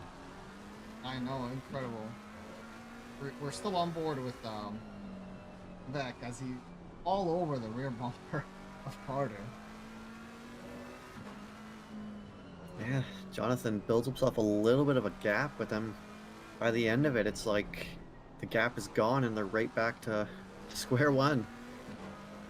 But it looks like I was gonna say Levesque got a great exit out of the chicane. He should have a good run on Carter.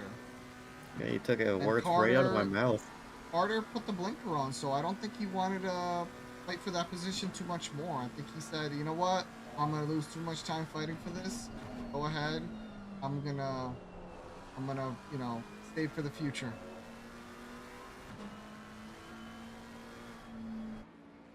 Yeah, and the New World guys, where is?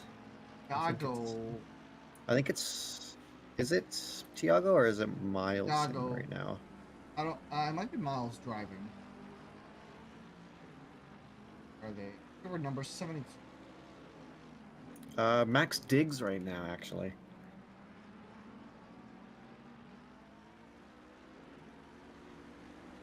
P24.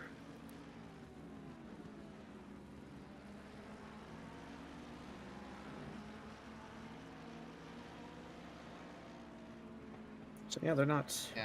not doing too Max. bad. And Max, Miles, and Tiago. And Max getting real close to the wing of Mitchell Lardzak. Maybe? No, 100% not, but I tried.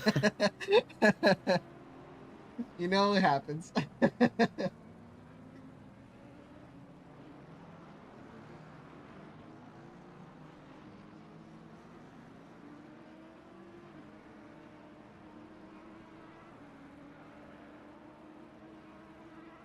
As Mitchell or Diggs is actually under fire from Zerkovic, and it looks like he might have a good enough run.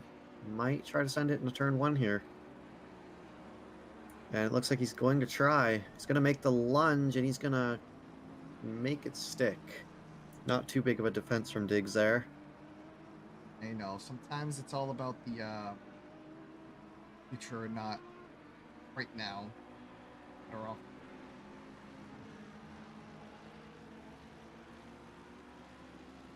Yeah, especially in a race as long as 3 hours. You got to get that sprint race mentality out and get the endurance mentality in. Oh, if you're gonna kill your tires and face, and it's sometimes it's not worth it. Sometimes it's better to. Yeah, just give the position up for now. Maybe get them later. Oh, That's Shane Rees and Alexander Gray. Looks like they might be having a little bit of a battle soon as we see Howell in close behind. There's also Alexis, it looks like, joining in the mix, but it doesn't look like they're on the same lap. I think I saw that was the 27. And yeah, that's the 27 of Jared Sekombe, currently sitting P33.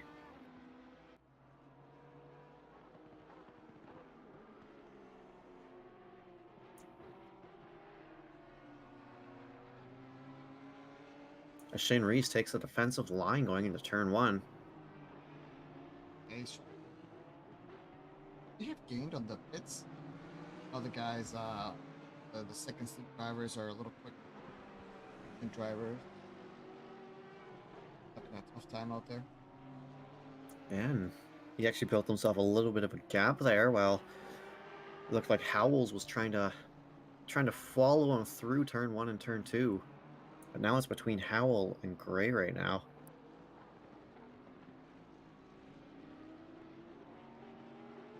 As Shane has built himself a little bit of breathing room.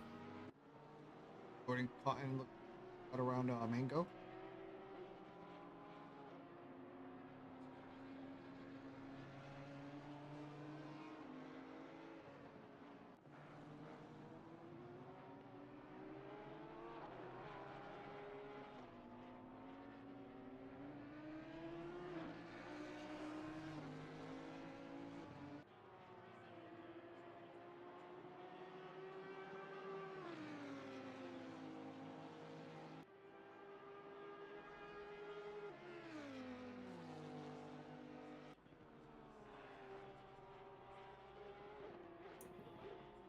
Down in P23, there's a battle going on between Zerkovic and Larzak. There's a huge train of drivers here. There's about 5 drivers. All pretty close to one another.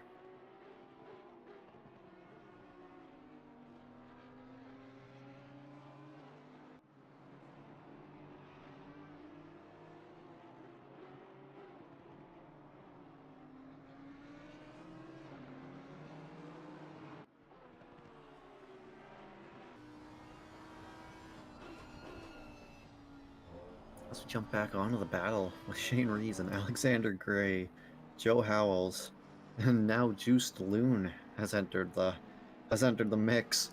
It's a 4-way battle for P16.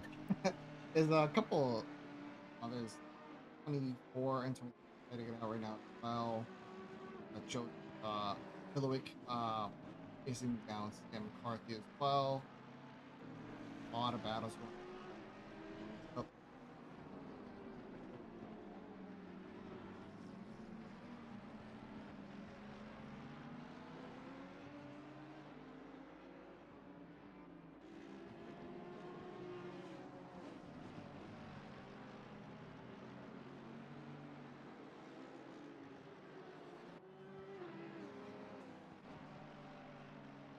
As it looks like Loon actually made a move onto Howells, and Loon takes P18. I don't think Howells is going to give up that easily. But also Loon has Shane Rees in their sights. A lot of guys next to each 17 down. Well, 16 down. But he has a lot of guys facing. And if that Porsche gets through, that Aston Martin might try to follow through. Aston Martin's going to take side long. Oh, and he just misses the braking point. That's unfortunate. Luckily, it doesn't look like Shane suffered heavy damage from that, but he did lose out on a position and possibly 2. Lost out on that. Just one. Just one, yeah. Just one position, but that did cost him a little bit of time. Hopefully the damage is... Yeah, it looked like he just clipped him a little bit. There's no hood flapping, so that's good. Yeah. No, the BMW is now holding pace with...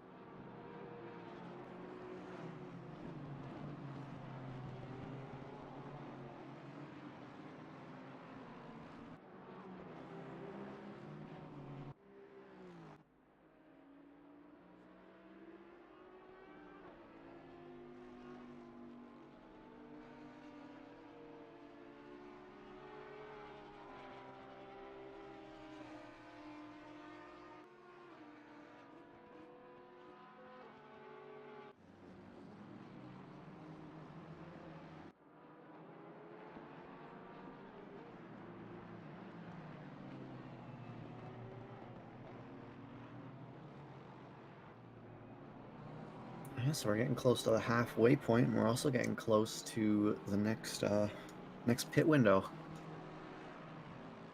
Yeah, we are getting... 3 minutes, and we're halfway through.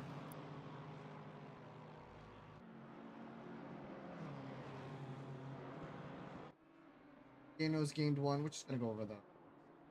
Gano's gained 1. Gained 2. Lucas or car 99 has lost options. This hack has lost 5 has actually...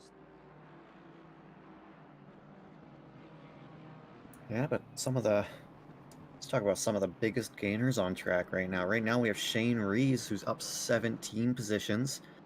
Sam McCarthy and Mitchell Woldarzak, both up. Oh, and Alexander Gray, all up 14 positions.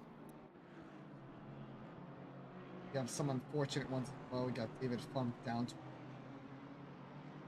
Jeremy Story down 8. And then followed by Benedict Katz down 7. They were actually, that's car number 1. They were actually, I believe, 5. Something happened in pits. Yeah, so a lot of amazing first halves and a lot of unfortunate ones, but let's see if the unfortunate ones can get bounce back, and the ones who have been fortunate, if they can keep up the energy.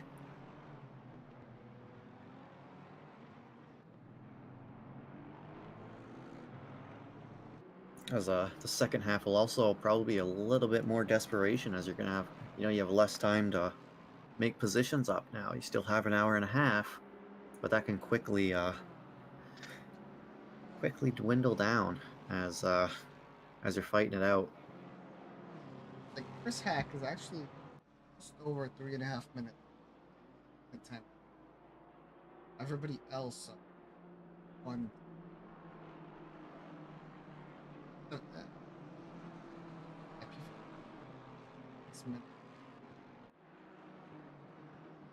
there are a couple drivers that have even Yannick has actually 3 minutes. Loon at 46. Televised Warriors 40. Earlier pits. And I believe Mr. Neltak, I believe that's David Funk, not having the best of races, as it shows in chat right now. Yeah, he's not having a great race, unfortunately. Come on, Funk, do your best and regain, recover. Yeah, unfortunately, I think it was like lap 28. He got a stop and go. Probably on the first end of the stint. I think he sped into the pits or something. Yeah, as we just cross the halfway point, less than an hour and a half to go now. Actually, last lap, our number 108 and 4 both cleared a 50.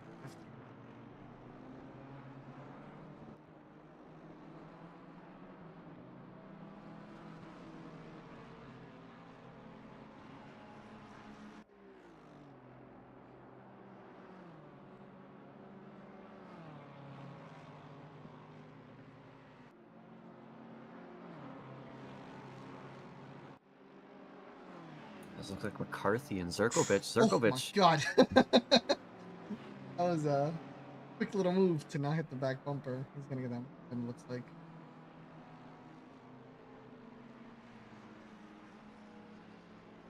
Still fighting. As the 101 car trying to get by as well. Where are they currently? They're currently in P32.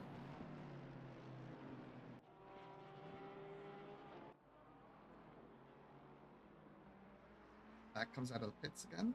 Out of news.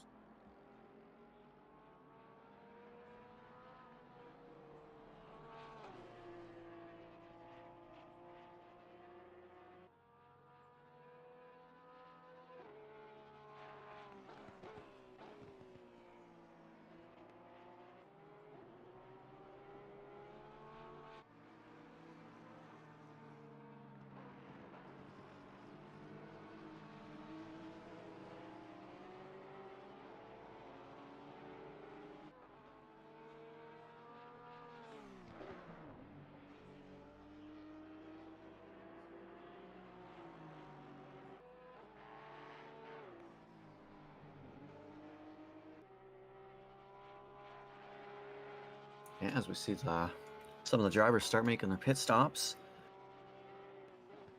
We see Hakan Roholtz, who's with Volkan Bakardin,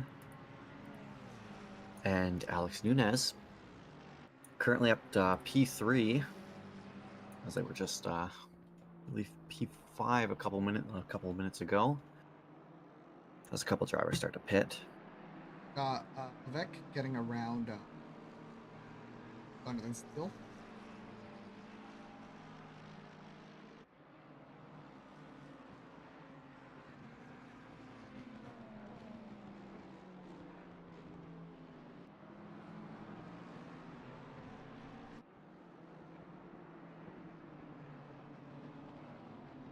Yeah, Jano with just under 2 minutes left in his timer. Door under 2 minutes in his timer. David Carter has actually a minute and a half left on his timer.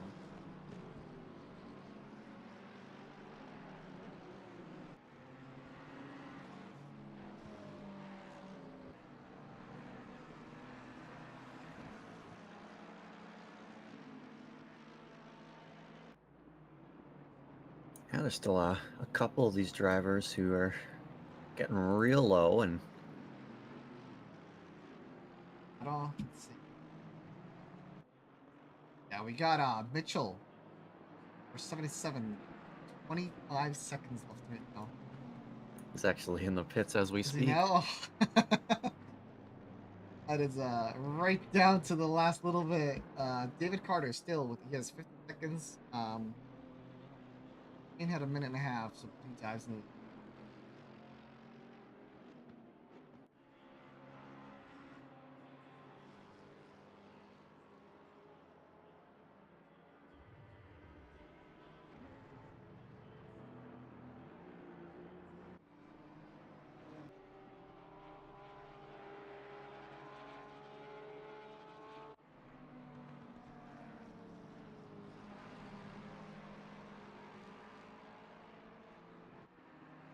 As now we have Hakan Rohaltz on the move, currently dropped down to P7, but there's a couple drivers who haven't pitted yet.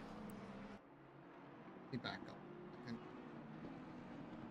Here's their pits. Still a couple of the guys in the top five have most of the guys in the top five. They all have about last pit.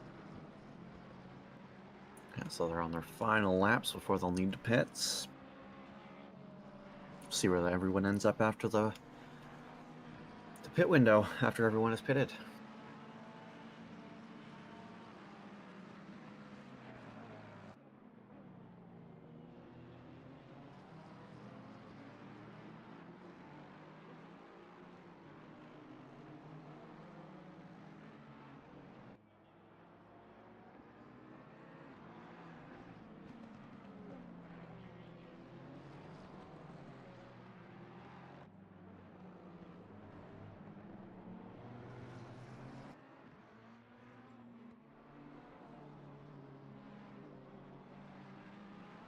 Contest dives into.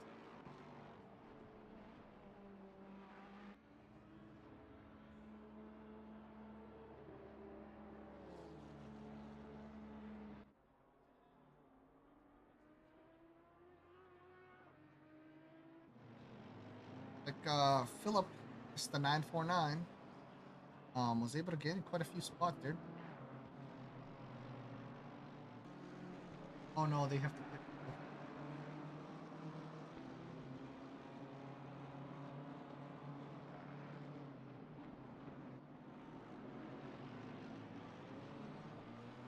Back in like.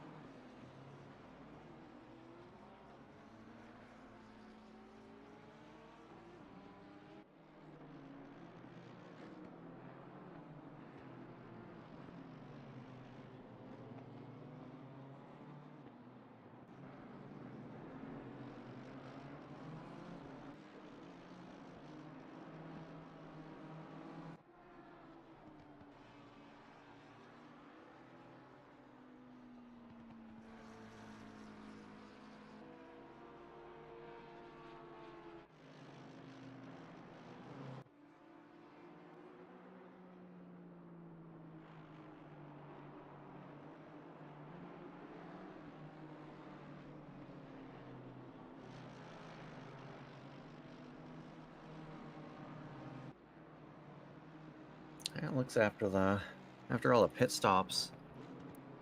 Looks like the field is quite open at the moment. Yeah, Quite spread out. yeah, they're.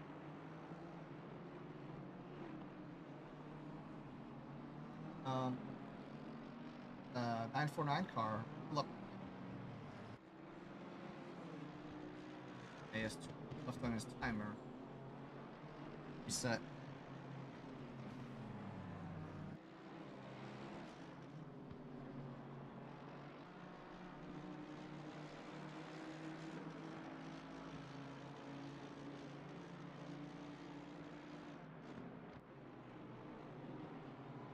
saying that, now we have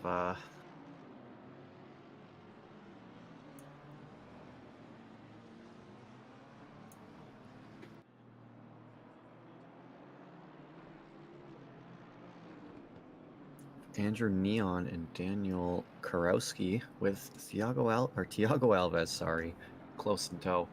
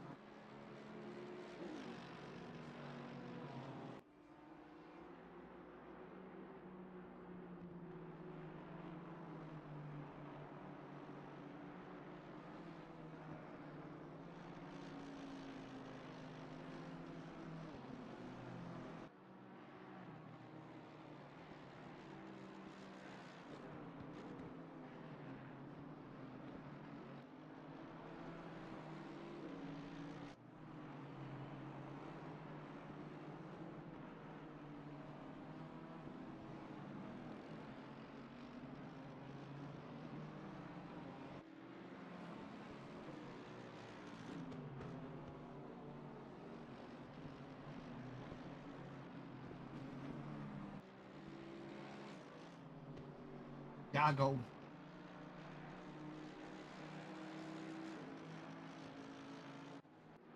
He wants that top 20.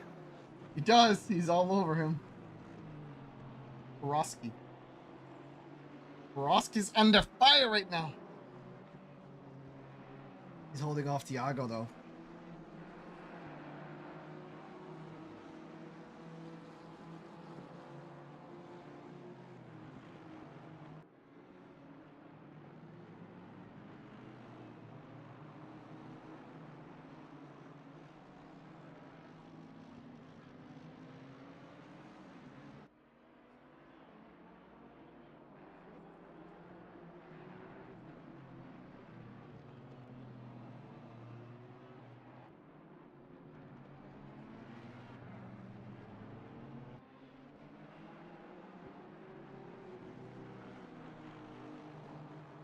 Borowski times.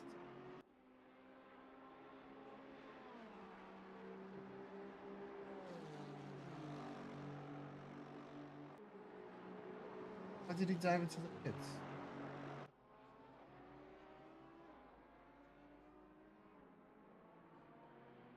Huh.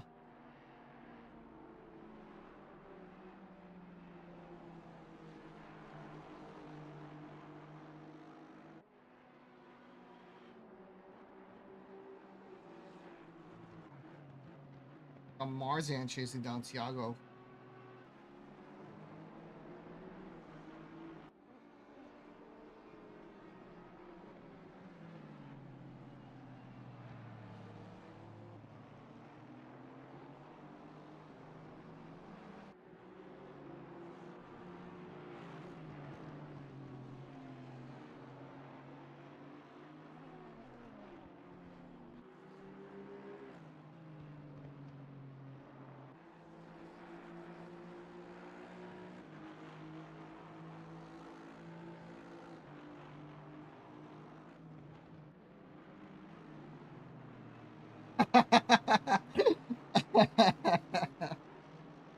Ah, Mr. Kronika. This guy.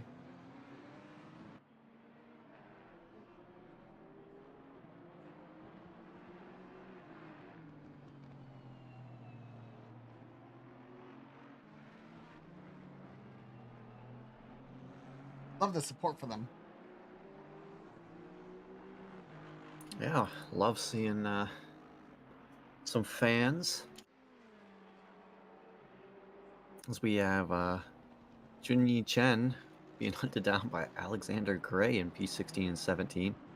Daniel Oh, yeah. Karowski is being hunted down by Jacob Vavreka. And Marzan is getting pretty close to Thiago Alves, so that could be a battle brewing here in the next couple laps.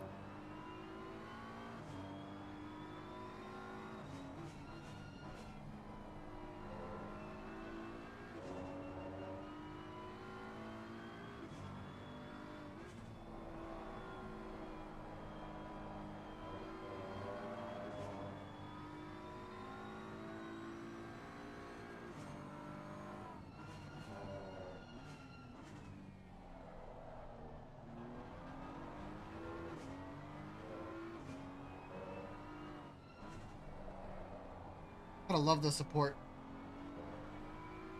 Love it. Love seeing that.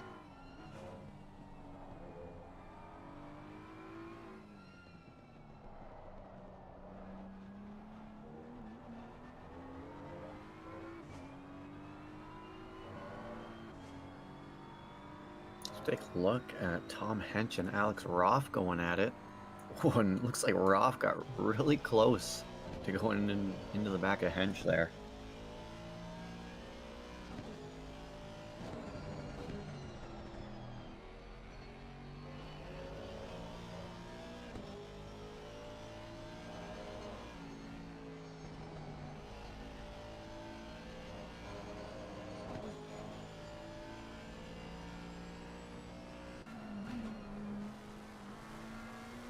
Jacob is all over the rear bumper. Daniel.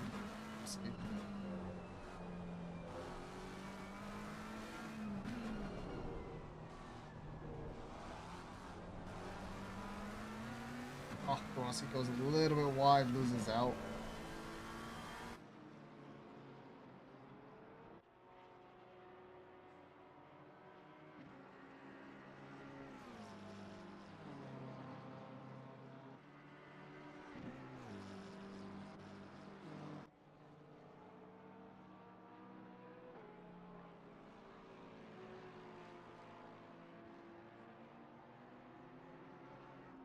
Field's pretty spread out at this point.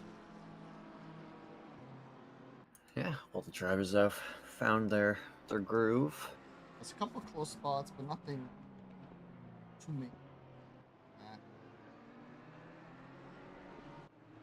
As right now, our race lead, Grande, in the 987 Audi, currently has a 12-second gap to P2.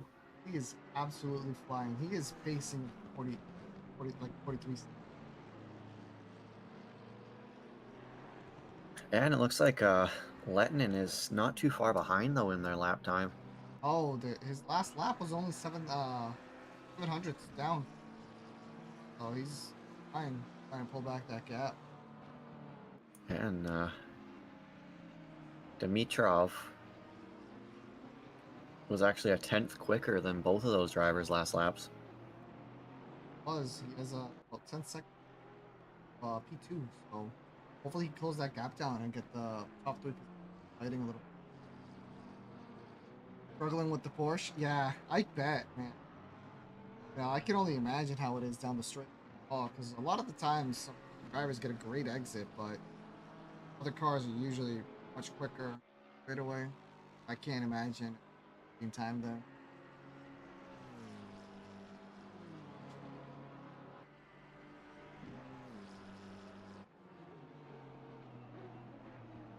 You know what they say about the Porsche? If it feels like you're not gonna die going around any corner, you don't have it set up right.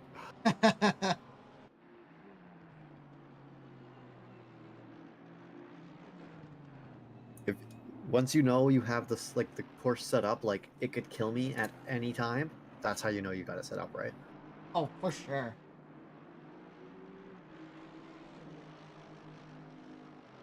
Let's just see the race leader just trying to navigate through some traffic.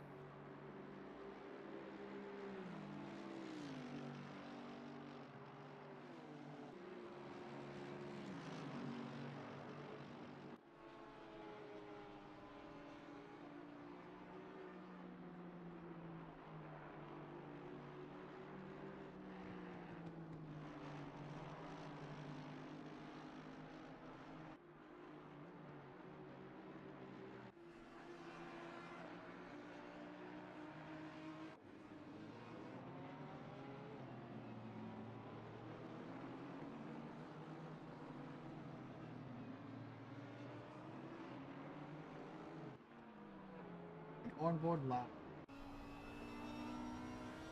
Mr. Giano Grande.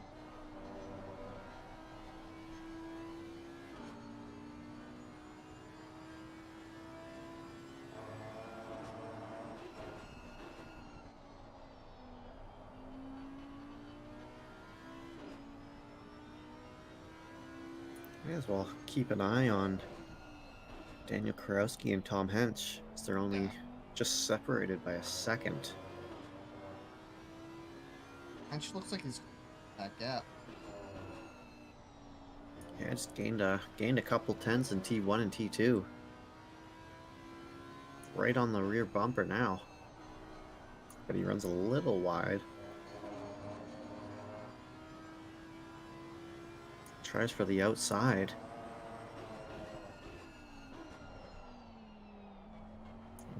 Looks like he's able to get past for now, but they're still going to be side by side. No, he actually got him ahead, but the Aston Martin is going to follow through. That's a 23 of Leighton Austin. Currently sitting P11.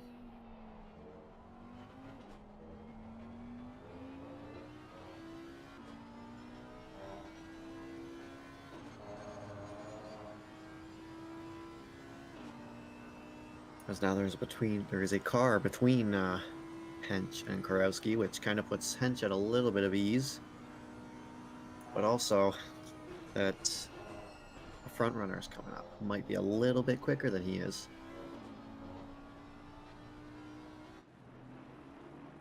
Yeah, Chano's up. Guys.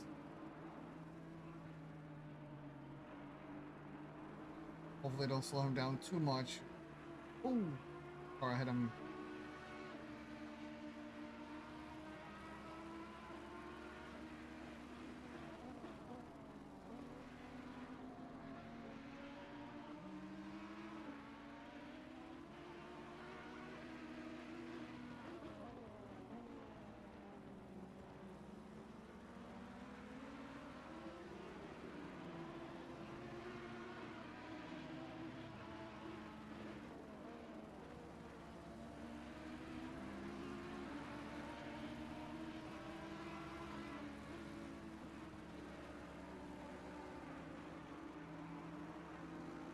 These are only like 10 minutes away from the 1 hour mark. Oh yeah. About 2 hours down.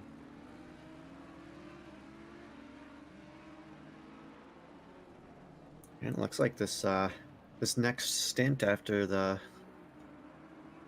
this next stint should be the final, yeah. Or pit stop, and then it's the final stop. I think everybody should make. There might be car number 22. Position 101, Jeremy Story. Has 23 minutes left on his.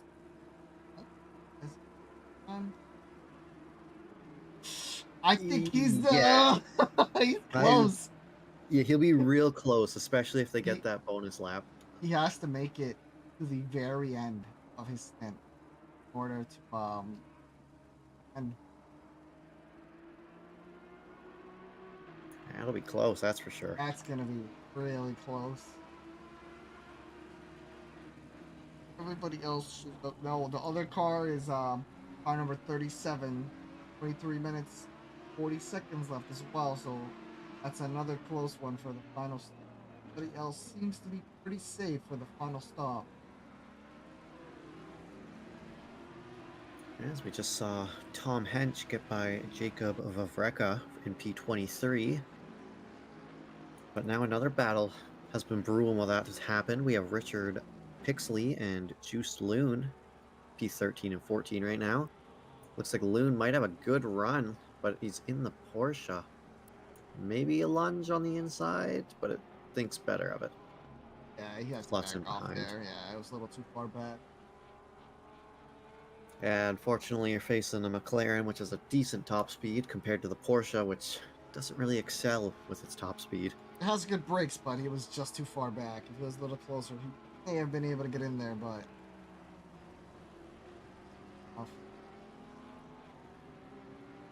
Yeah, so Loon will just have to... Oh, Mr. Goose, thank you for the follow. I appreciate that, man. I didn't get a... Or I did it. Thank you. Yeah, so Loon's just going to have to slot in behind for now, hopefully stay close enough, and try to pass during this windy section. And hopefully they can build themselves a big enough gap by the time they hit the main straight. Oh yeah. The Russia, thank you for the follow as well. I just saw that. I didn't know.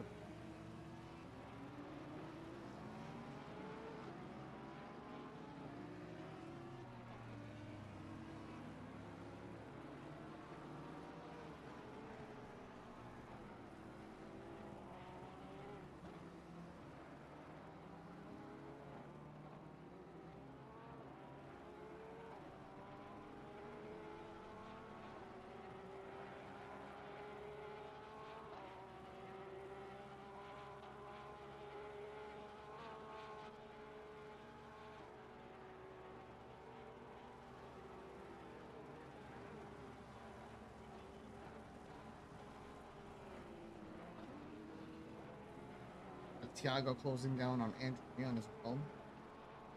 Kind of stay just under 2 seconds.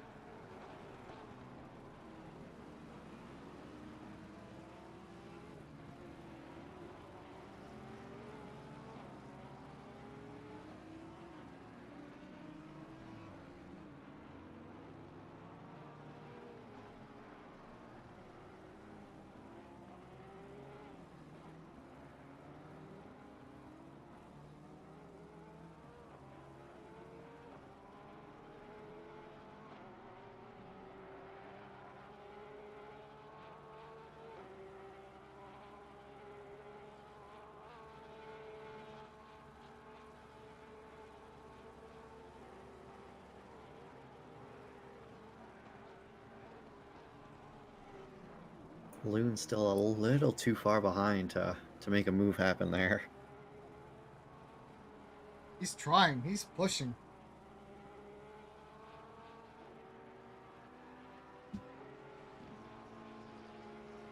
Both of you.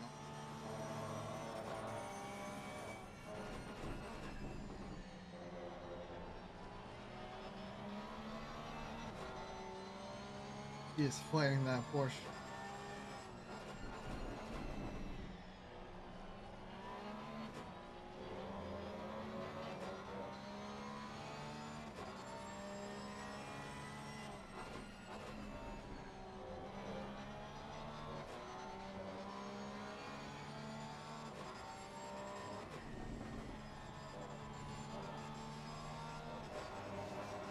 Corey's trying to make a move on Shane Reese. He's going to go down the inside. Gets a little squirrely. Can you hold on to it? Shane, get that position back. So he's going to hold on to it.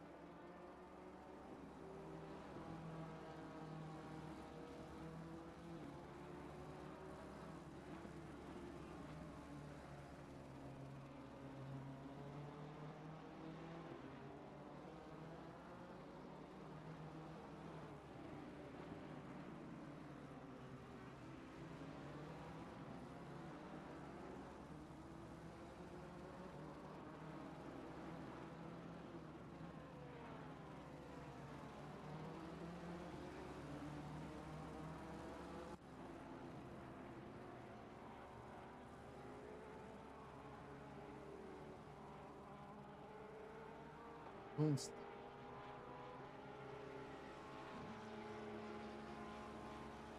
Oh, they could keep it close enough, but they just don't have the top end to pass. one of the tough things.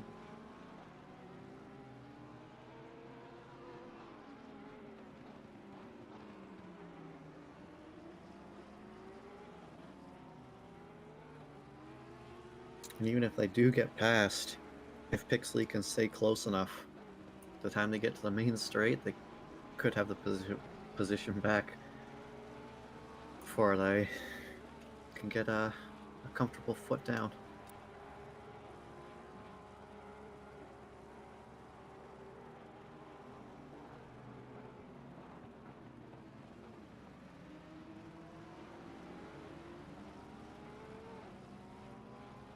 But there might be some traffic ahead of sleep. Is that far ahead of? I think that's just traffic. Well, let's see if this helps out Lou.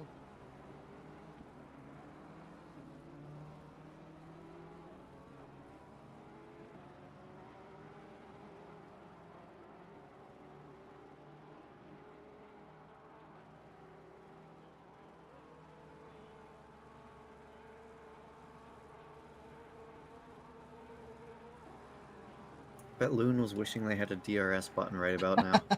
Right? Oh my god. He's like, huh, how come I don't have the new GC3 RS? Because Loon has been looking at the back of that McLaren for a It's while now. like Hamilton and Ocon. Yeah. We're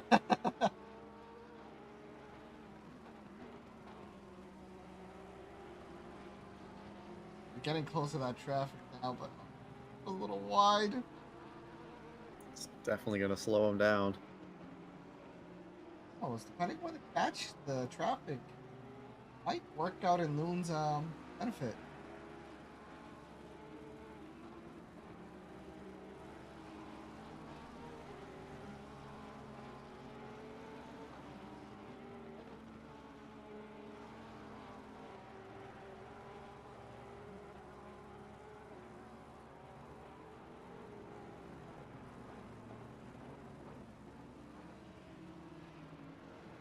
Second down in P21, a battle might be brewing again between Jeremy Story and Shane Rees. Story overtaken Shane Rees a little while ago and built himself a little bit of a gap. It looks like Shane is starting to find a rhythm and he's gaining looks like a couple tenths. See if he can keep it up and get close enough to make this battle happen.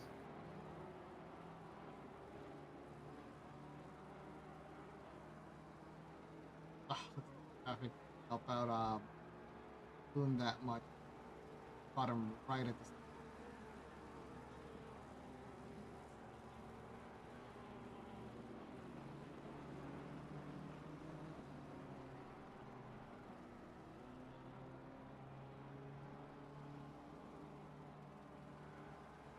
Loon's really close though.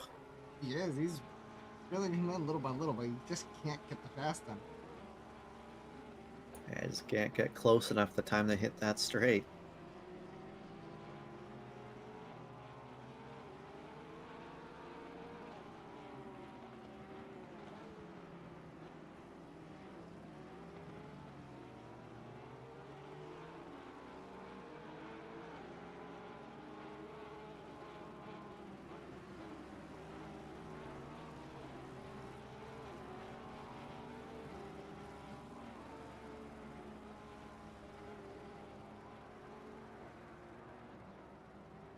Came from the last lap.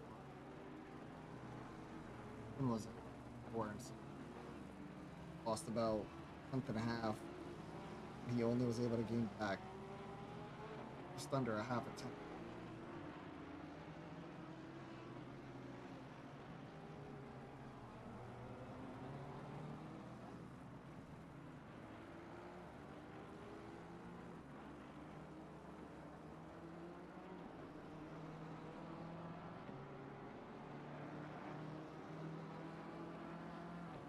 It's a nice run down the final turn. He might actually be able to make something happen here.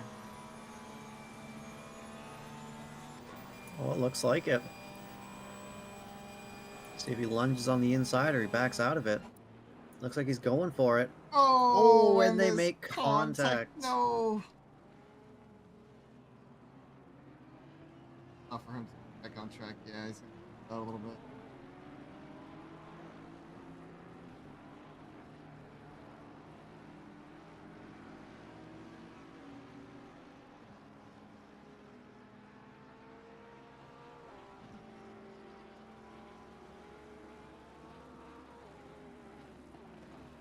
Very unfortunate move there. Um, Yeah, we'll have to see what the stewards think about that one. sure they'll decide something soon. Yes, Yes. now, oh, go ahead. We got Story chasing down Marzan. He's really close to him. Yeah, definitely gonna be, some kind of move. And there it is. And Story Ooh, he goes too gonna deep. cut it. Oh, and Oh, and the the and curb the spins bump is him. gonna spin him around. Yep, that's gonna And cost him a bit. he's gonna lose out to Shane Rees as well, and now he's losing out to Tom Hench, almost collecting Tom Hench actually. Yeah, loses 2 positions. No, maybe even 3 positions, because I think he got by Marzan at some It point. was P21, so Okay, so not only two P20. positions. Now we got Nico Ol facing down Donald. He's just over a second behind. Is Yuni Chen is just over a second behind Bartolo. Sorry if I swear to God, you guys just had to have the hardest names. But you have like Smith, huh?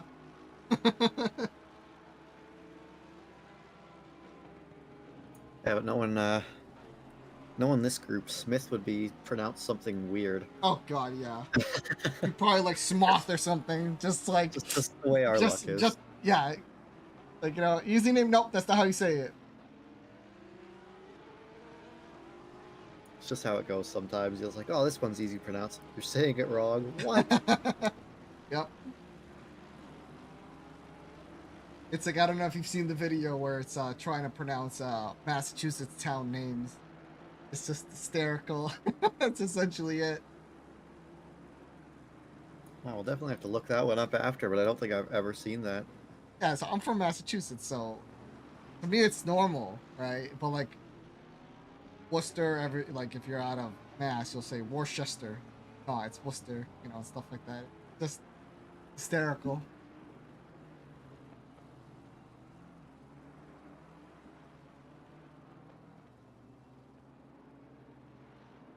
And only less than an hour to go, just over 53 minutes. Time is quickly becoming a factor.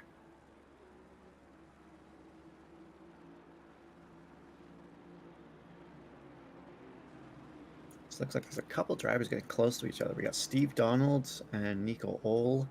There's Richard Pixley and Baldassare Curatolo and Chen. There's also Marzan and Rees, and down in P30 you got Raphael MZ and Mitchell. Well, I'm just gonna say Mitchell because I cannot pronounce that name. I like that idea. Yeah, but saying that, Shane Rees is now within striking distance of Pedro Marzan. See if Shane can keep it close enough going down this straight. Looks like he'll be close enough to maybe force Pedro to take the defensive line or to make a move.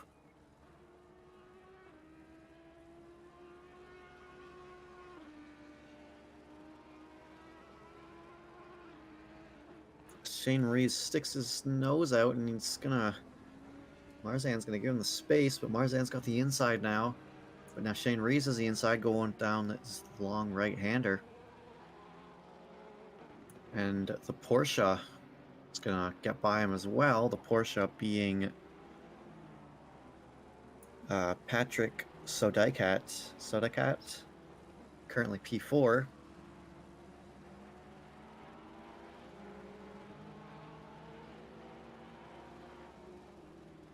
Yeah, but Shane Rees getting past Marzan.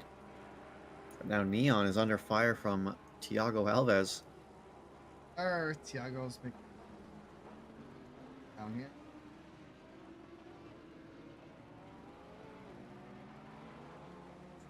Distance, he might be able to make something happen down 2-1 though.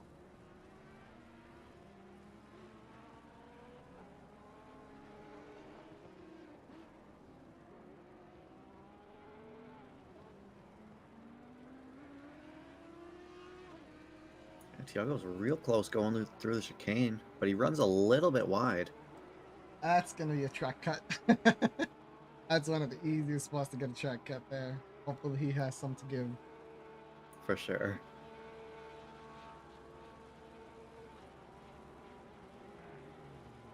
And while that battle's going on, you got Curatolo and Chen up in P15 and P16. They're getting close to one another within half a second.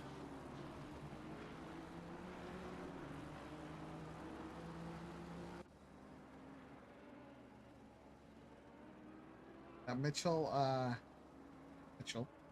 and Rafael battling it out for P30.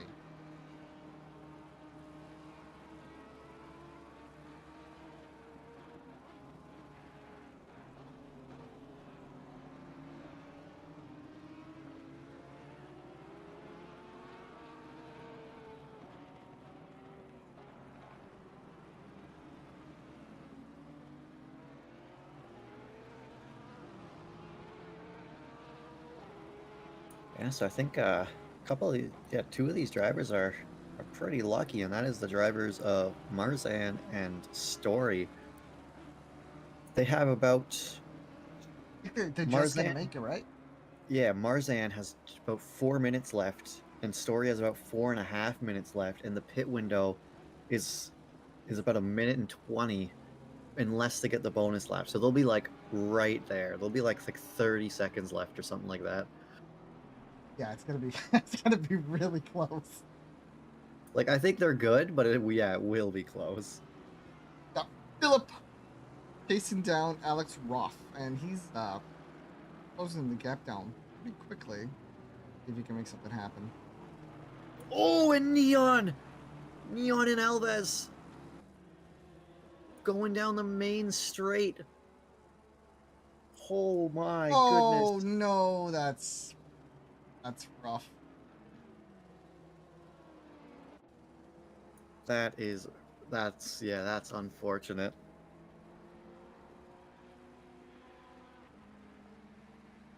As we see Marzan and Hench going at it. Only saving grace being that pit window is essentially good. He might have to suffer another lap. Well, no, because if he comes out, he should be fine when if they have to fix damage. Reset. Oh, don't tell me he's gonna teleport. Nope. He's gonna keep going. Once he makes it back to the pit, they fix damage and stuff. It shouldn't be too bad, and they'll be able to finish the race. But that is unfortunate.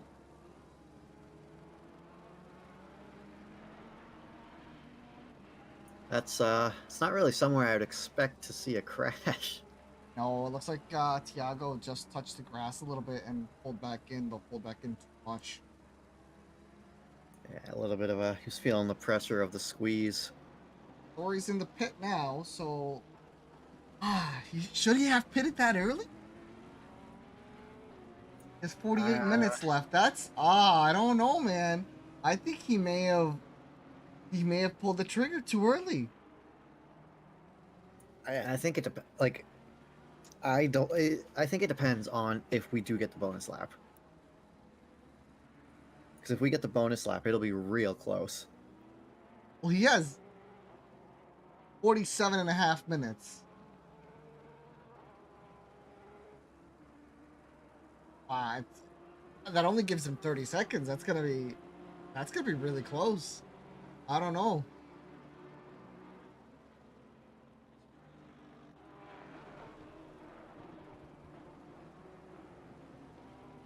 As we see in P25, Milwee being hunted down by Roth. That's Phil. That's Mr. Whelpcakes himself from 949, currently doing a POV stream on the 949 Sim Racing channel. That's it.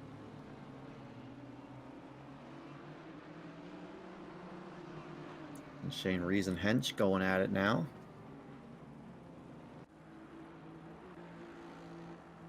And the 77 Audi and the 10 BMW going at it.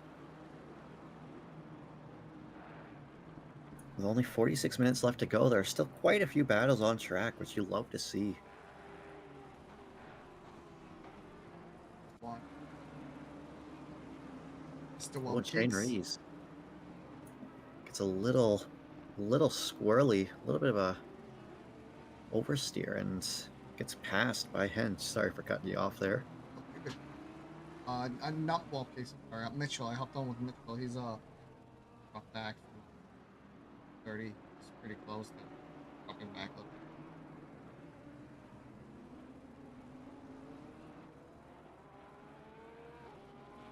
Shane's still hunting down Hutch.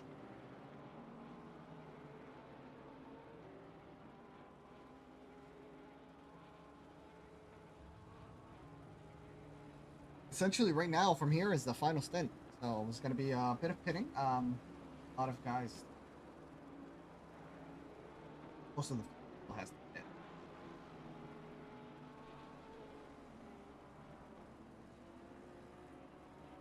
Yeah, the balloon has about 50 seconds left, so they're on their final lap. Pixley is just over 4 minutes, so maybe another lap for them. Soda Cat's in P4, just under 4 minutes as well. It's about that time the pit window's opening for a bunch of these drivers.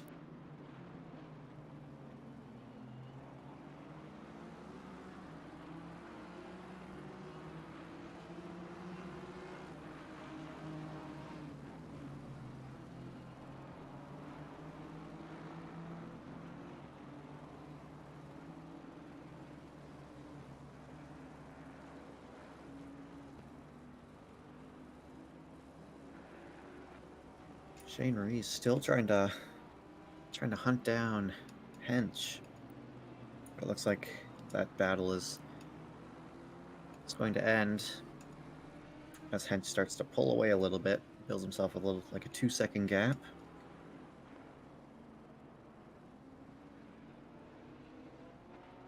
As we wait for a battle to unfold, we'll hop on board with the race leader, Jono Grande, the 987 Audi, who took the lead in the opening straight and never looked back.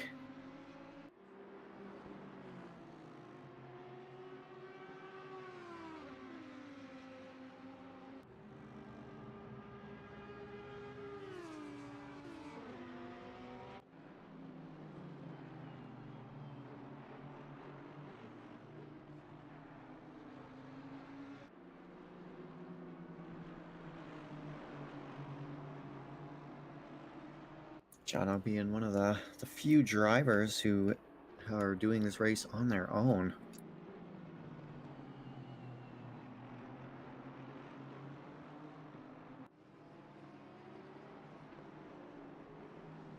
That's Gustavo Pavicino. He's now in the sights for Leighton Austin.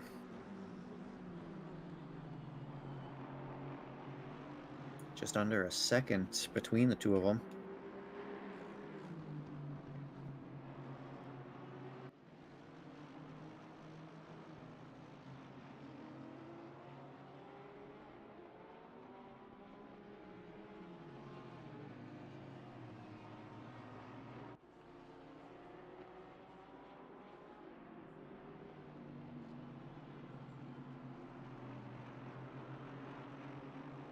Yeah, Austin's just about a second back from Palacino.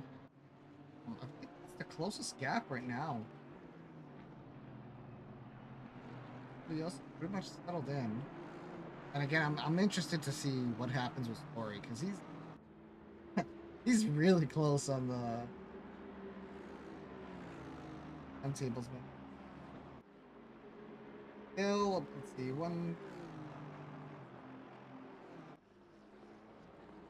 half the field has to pit still.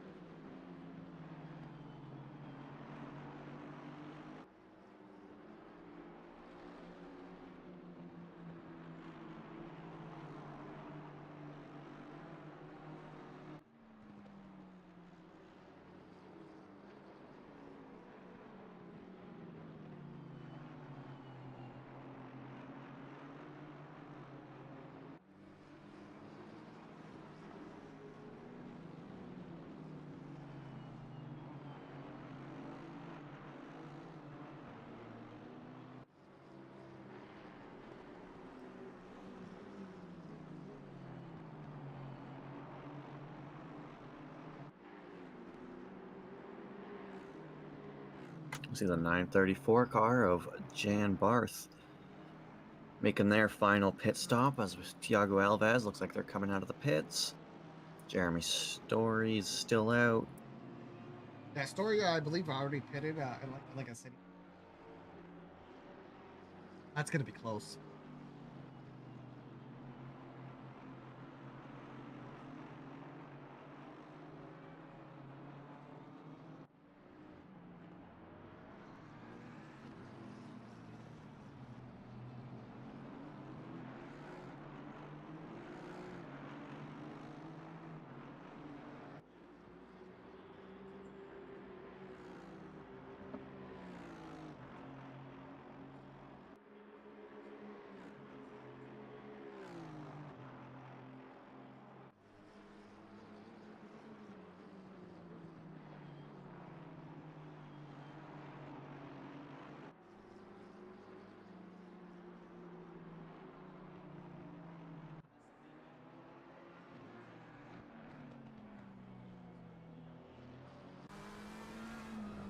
Mr. Kuroneka, what's going on? P2 Honda, stop go 30. Oh, stop it.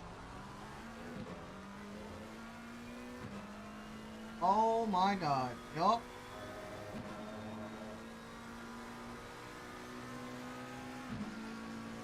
Just cleared it.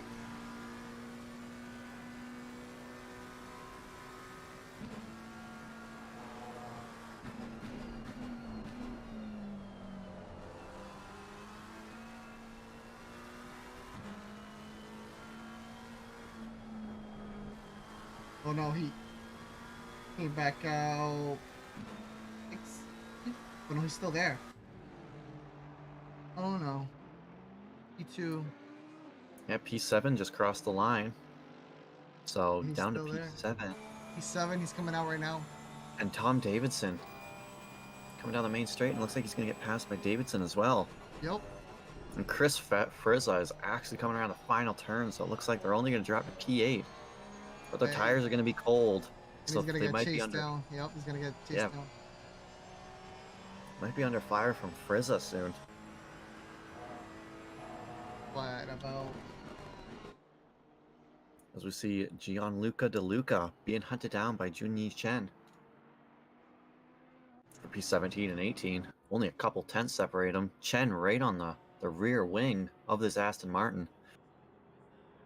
Rees has gone into the pits to start his final stint. And it looks like De Luca has to take the outside line as Chen gets the inside line.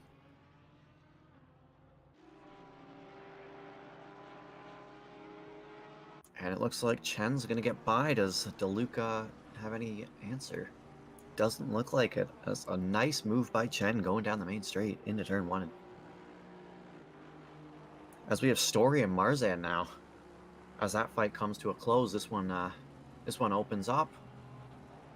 As these two are about to come down the final right-hander and down the main straight. And Marzan is.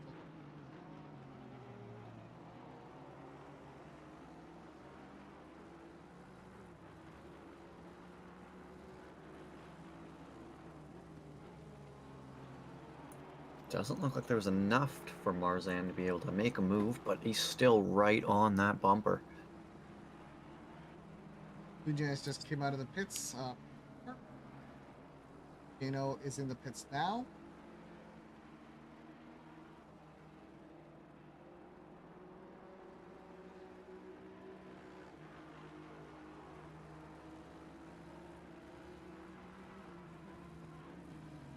Story and Marzan still going at it.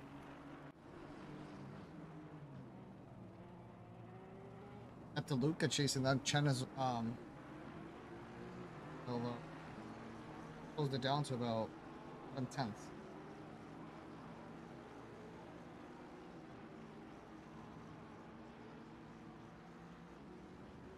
Marzan is right on. Yeah, Story's gonna have the inside line. He's gonna have to take the defensive line. And he outbreaks himself. That might give the opportunity to Marzan, and it does. Marzan pulls ahead.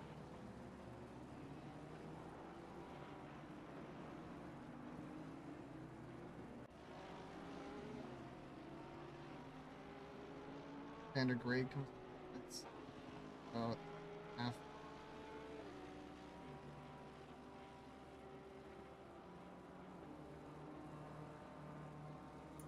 Yeah, but Story with the Honda.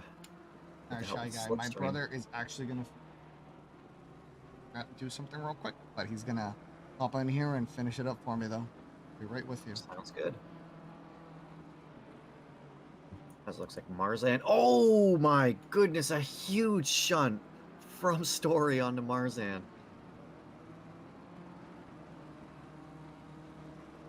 Hey, what's up, man? How's it going? Last home. Yeah. As you and your brother were swapping, battle between Jeremy Story and Pedro Marzan ended by Story just punting him. Oh no. Oh. Very unfortunate way to finish the battle.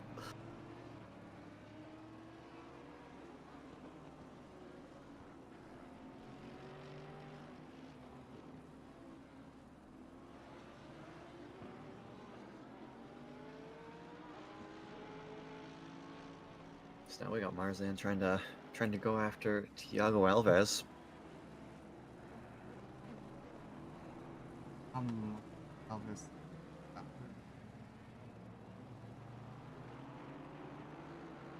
What's that? Did Tiago get by? Yeah, Thiago. I believe Thiago would be ahead of Marzan because of the incident. That's been battle. That's a little less tears. Yeah, and I think the one in the back might actually be a front runner. Yeah, the 157 is Alex Nunes, P4 right now.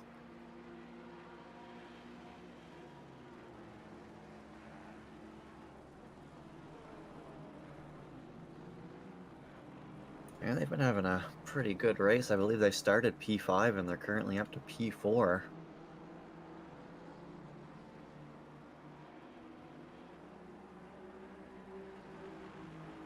Yeah, it looks like the only one who needs to pit is Philip Milwee for the 949 car. And that should be the last pit stop of the race. Right. Just barely got in. Into the finish. Money position. Yeah, to get back and maintain.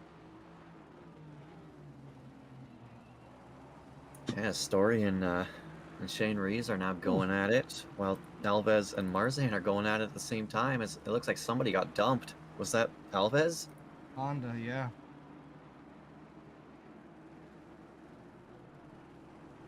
Pump from the back. I didn't quite see what happened as I was watching. Looked like the Aston bumped Alves barely. Yeah, 'cause I was watching the battle between Story and Rees, and I saw Alves in the grass. Yeah, it was just a small little touch. Looks like he now broke himself or just got a little bit better of an exit and just give him a nudge the track. Put on Alves or not hit. Yeah, especially when you're in your final stint, don't really need to pit again, so you don't want to. Detriment. I reset and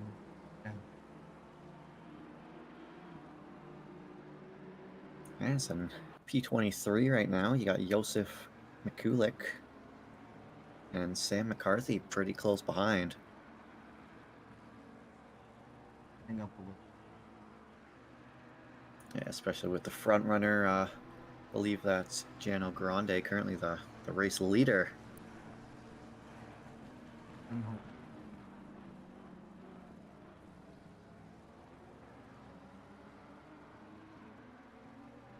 Grande has not put a foot down wrong all afternoon. Have you been watching this whole race, or like? I've been peeking in and out, but I haven't stayed watching the whole thing. Oh, That was close. dive. That was a bit of a pucker moment. Yeah, but Grande, your race leader right now, they Nice started gap. P2 and they actually took the lead early on the main straight lap at race start, and they haven't looked Wow. back. That was good on them. Starting off strong and Yeah, it looks like they currently have like a 26.5-second gap to Lucas Sidor behind. yeah, there's no need for them to take any unnecessary risks. They can their head down, maintain a good pace, and just stay focused on consistency.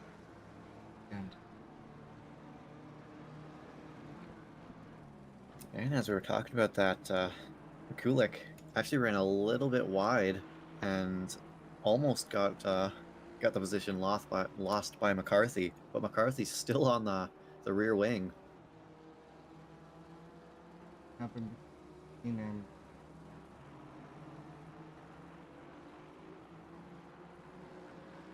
a little um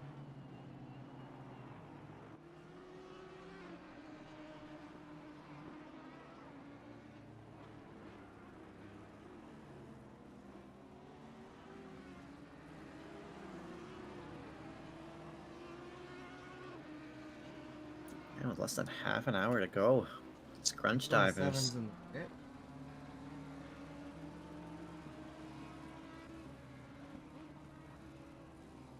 Maybe damage, or maybe wrong pressures, or not enough fuel. Who knows?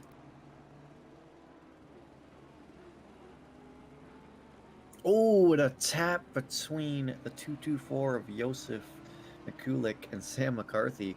Oh, and McCarthy hits an Audi. A little tap between them. Oh, it's still Oh, and now they're nudging. going Oh 3 no! wide. Oh my God!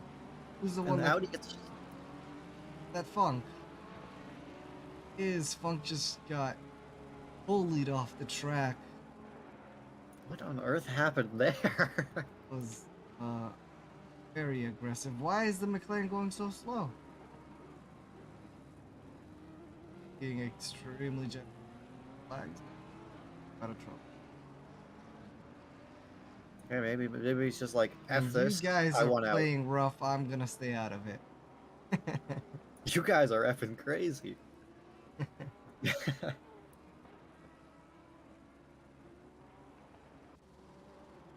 Looks like in P14 we got Evan Nafas and Junhee Chen.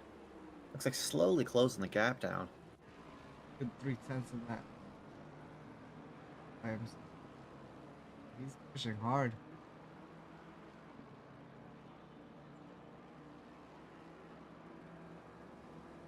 Gap between P4 is slowly going down. Kari's pushing, trying to see if we can get that position.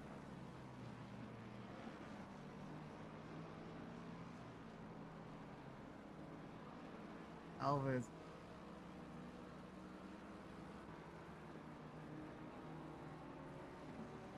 Hits.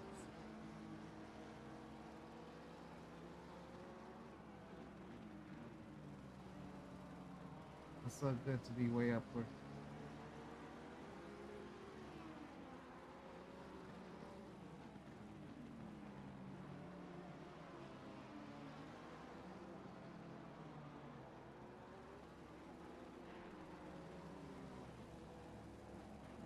Caps.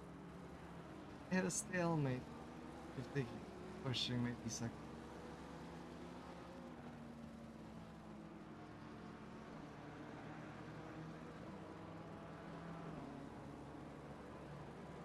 China pushing. They're under a second.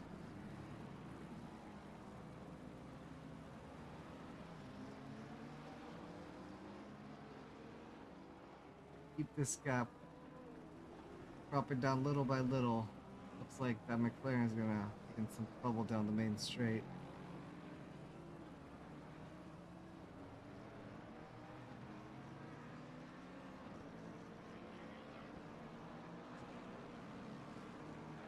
They just got a slightly better exit.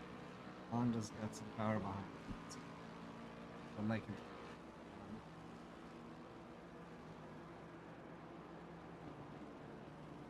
don't have this. Yeah, the gap was slowly closing, but just not enough straight. That exit into the final straight just wasn't there for the Honda. Oh, it got so close. Oh my god. A Honda just had a little bit of an oversteer at there, just trying to avoid the contact. That was but as close as you can get. Oh my god.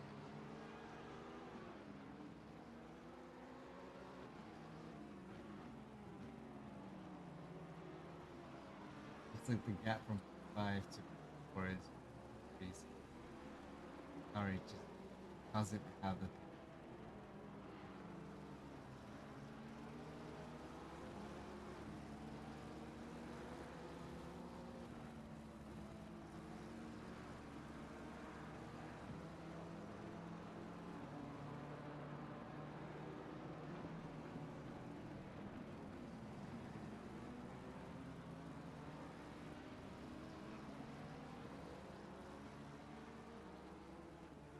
Now looks like the gap in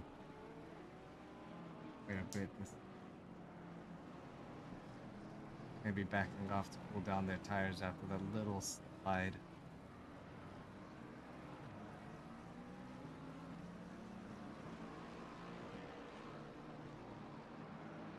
Yeah, with less than 25 minutes to go, I'm surprised they're still battling on track. Yes, this is gonna be probably a battle that goes on to the end.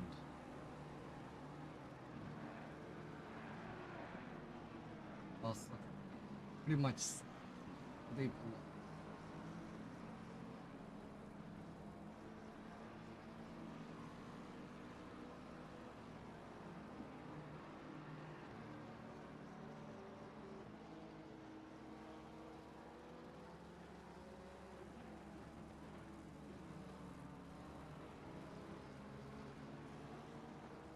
It's only a little time remaining. I wonder how many of these drivers, how many of these teams have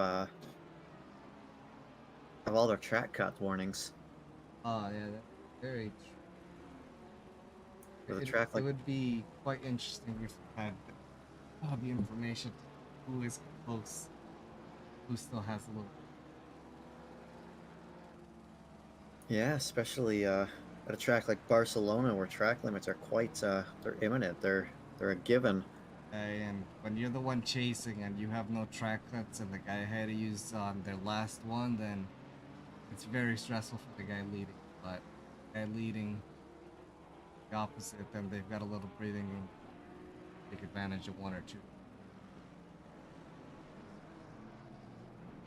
And a track or not a track, a drive-through would definitely spice up the end result.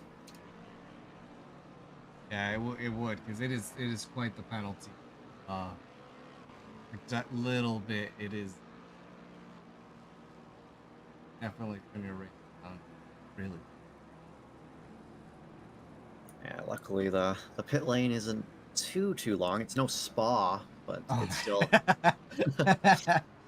uh, a drive through at Spa is probably worse than a stop go 30 anywhere else. yeah, yeah, probably. That is a true walk of shame right there. It's very. There's nothing you can do but just head down and reset.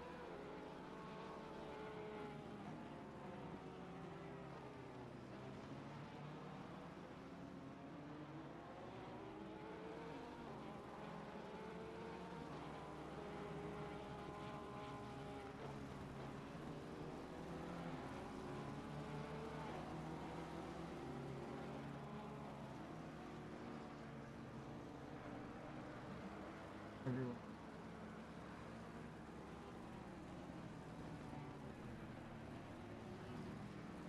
It has 1 minute. Yeah, I was That when I is. was talking to your brother, it was if they get that bonus lap, he's in trouble. Yeah, he's in a lot of trouble. lot of trouble. That bonus lap is not not there to help. They're hoping and praying that when P1 crosses the line, no extra lap. Last 2 minutes will tell whether they have to dart into the pits or not.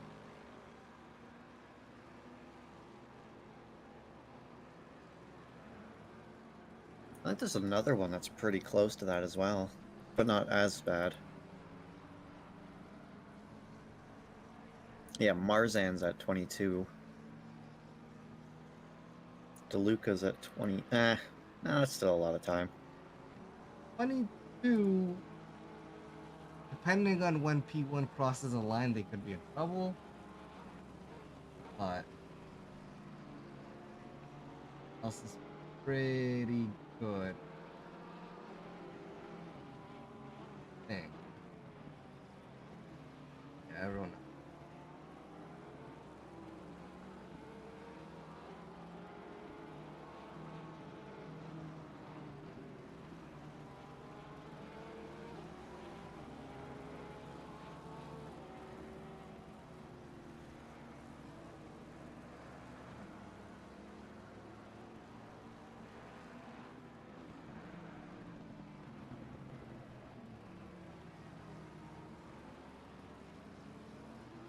And it's just getting lapped. There's take advantage and push forward to try to close that gap down again. Lost quite a bit of time.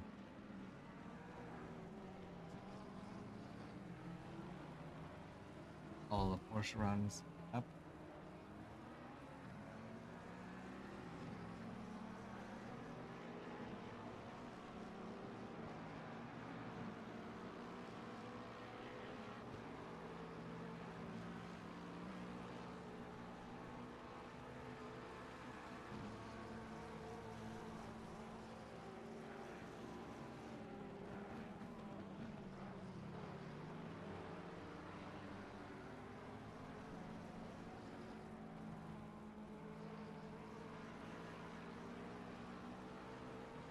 The driver who has made the most progress here tonight so far, or I guess, yeah, today so far, has been Alexander Gray and their team, the 309 team.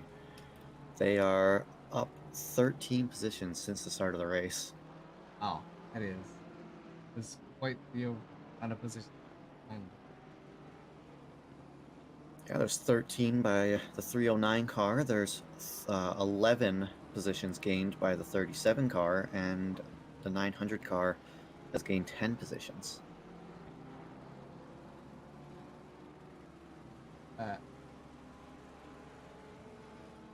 So a couple of these drivers have been really putting their foot down, and still about 20 minutes left to go. Just under 20 minutes left to go. Still a bit of time to maybe cover a bit of more ground.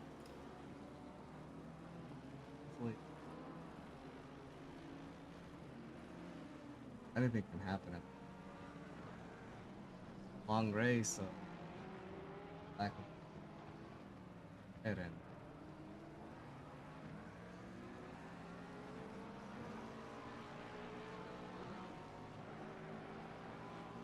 I think you're a little quiet according to your brother. Yeah, I see that. He's got a different mic than me, so a little more effort from me. Not used to having to put so much effort into talking. Yeah, my mic a little better at picking up from a little further out without having background noise. I think I'm gonna have to get a little closer to the mic to maybe help this out. I might be a little more soft spoken than him. I don't know.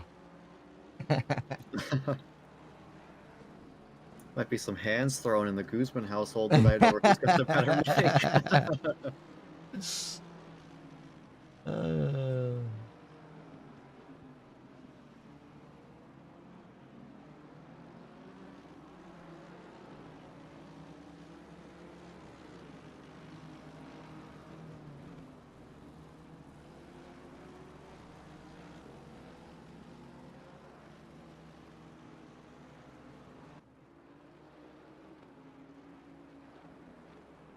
Looks like he's pushing, gaining on Alexander over P18 for P17. He's got the gap down to about a second right now. Let's see if he can make anything out of this. Yeah, I was looking at that as well. Tom's been slowly, or not slowly, but quietly lurking and catching up to Alexander Gray. Oh, yeah.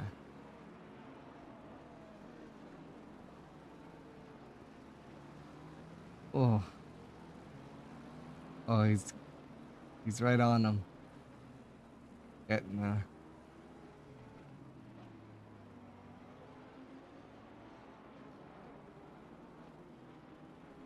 The gap is down to under a second, depending on how he maneuvers the chicane and the final exit. If he gets himself into a position to make that move.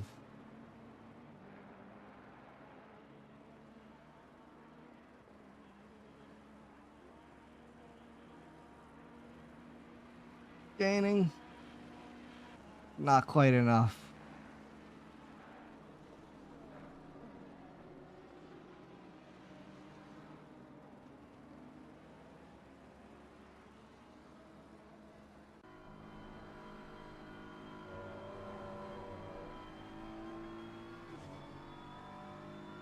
Edge of the wing cam so you can see the Bentley chasing. He's getting closer each turn.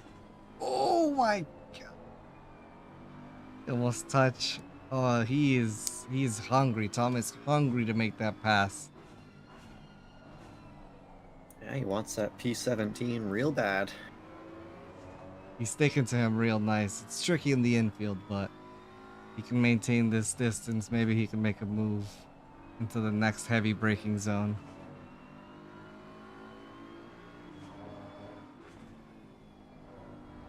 He is applying as much pressure as you can.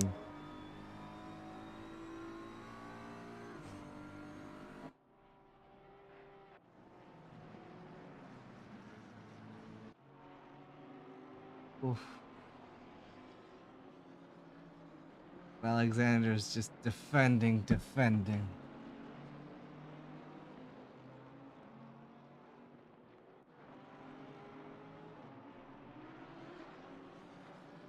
Damn, while that battle's going on, this a battle between Gustavo Pavasino and Marek Levek between 6 and 7. Oh no, they touch!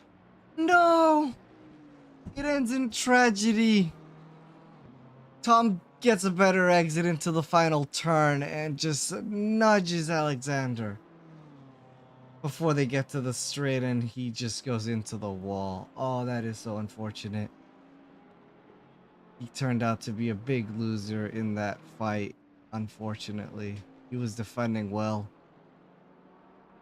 Yeah, it's a very unfortunate turn of events. It's Go up to Gustavo though. He's also defending. Got him right on him. Yeah, he could be in trouble by the end of this straight. The Aston versus the McLaren top speed, especially with the help of Slipstream. Oh yeah. But he's got the help of some slipstream up ahead too, so he could just keep him out of trouble for one more lap at least. Yeah, it looks like it was just enough. He's just hoping that Audi stays there helping him. He's in a load of trouble right now. Yeah, it looks like the Audi is Just like it's getting already away. Yeah. broken the time of the Slipstream. Ugh.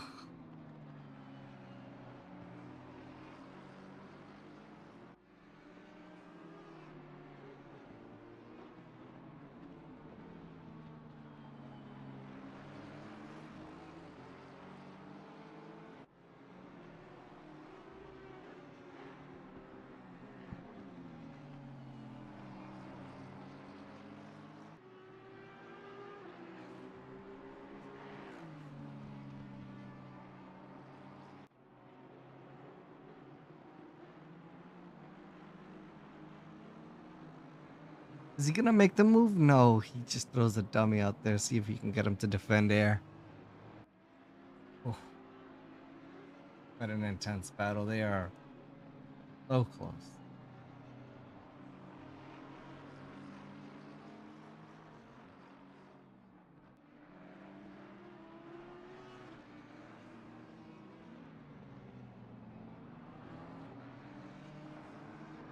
10 Merrick minutes not left in the letting up. race, and he's just holding and holding. Oh, he's got Gustavo dead to rights here. This is gonna be it. Where's he gonna defend? Looks like he's gonna defend the middle of the track. Oh, nope. Oh, he's making the He lunge, though. doesn't. Okay. So he thinks better of it, It though. He worked backs out out of it. for him this time around. And Gustavo still holding on to that position, but not giving him an inch to breathe. He's doing well and holding the right line just to keep himself from being overtaken. Yeah, going down that straight, he put his car exactly in the perfect spot. He's telling Eric that if you want to pass, you're gonna have to take a bad line. That's the choice he's giving him.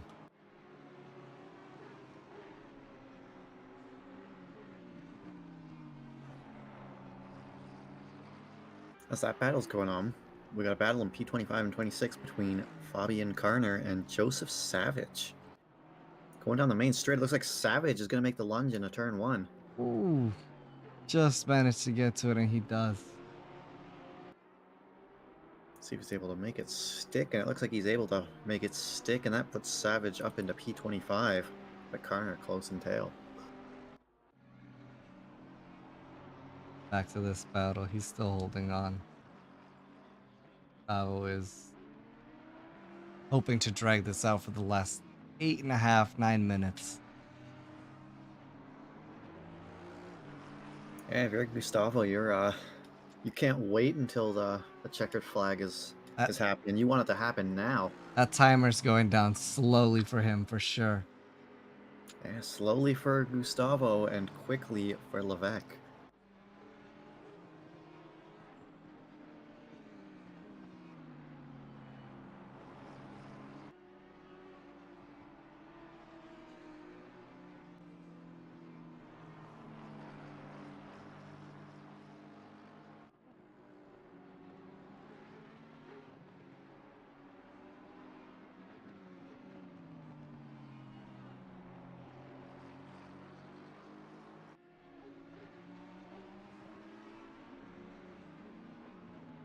Looks like Story is getting chased down by Pedro Marzan. Gap's just over a second, but I think it could get interesting in the next few laps. Yeah, there's still a few battles that could be brewing. You still have Gustavo and Merrick, P6 and 7. You got Chen and Gray, 17 and 18. So that's brewing. Story and Marzan, as you just pointed out, that's brewing in as well. Oh yeah, it's under a second now. Well, it's at a second, I should say.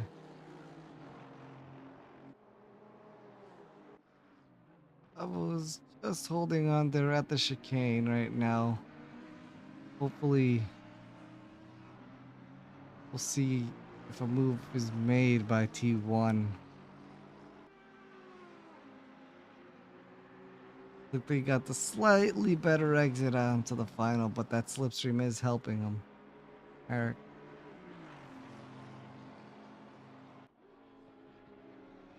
Still not enough. You think the difference between the two cars, you'd think the McLaren with the slipstream would gobble that ass up as he sticks his nose on the inside. And he Merrick, gets him. That's him. a bold move by Merrick, and it sticks in the closing stages of this race. Now Gustavo is going to try to get that position back. But I don't know if he's got the pace. Only time will tell. The amount of nerve, the amount of pressure to make a move like that there. Like, It is no more room. But that was perfection. going down the grid. Looks like Tom is caught up to Gianluca. And apparently somebody got intentionally rammed. Oh no.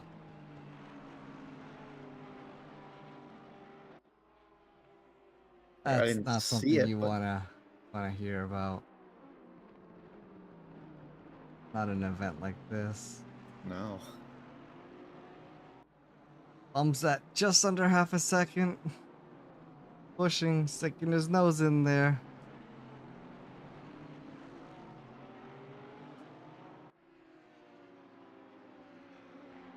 Or he looks like he's in trouble too. He's at deltas between them is point 0.2 right now. Couple. Are they on track? Oh,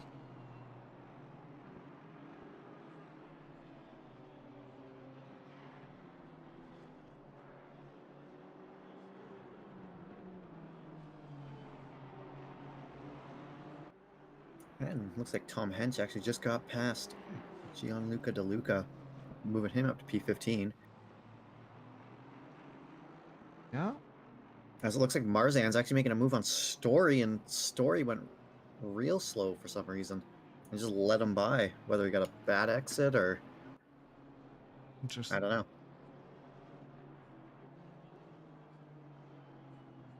I think the 309 disappeared. He get disconnected.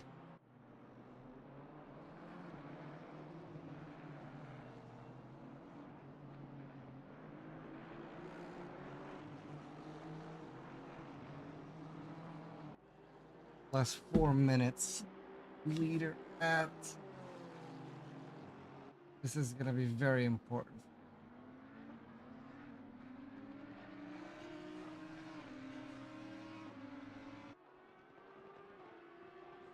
No, I think Story's in trouble. I think that we're gonna get the extra lap. I'm not quite sure.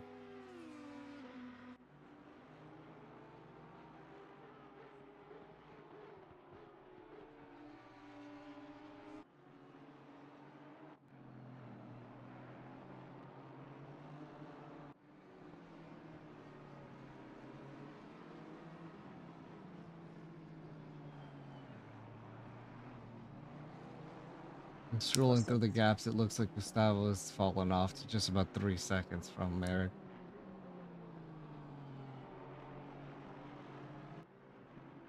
And there's less than 3 minutes to go left. There's probably only about 2 more laps to go, depending where the leader is at the moment. Leader's in sector 2. So yeah, I think you got this lap, and next lap will be the last lap, I think. Yeah. How much time does we have left? 20. There's a,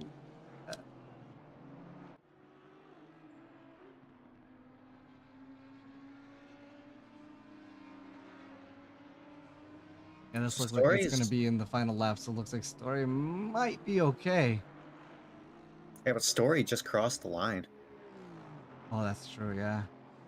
I don't think he has enough I time. think you're right. Yeah. I was just about to go check where he was, and you're right. I think.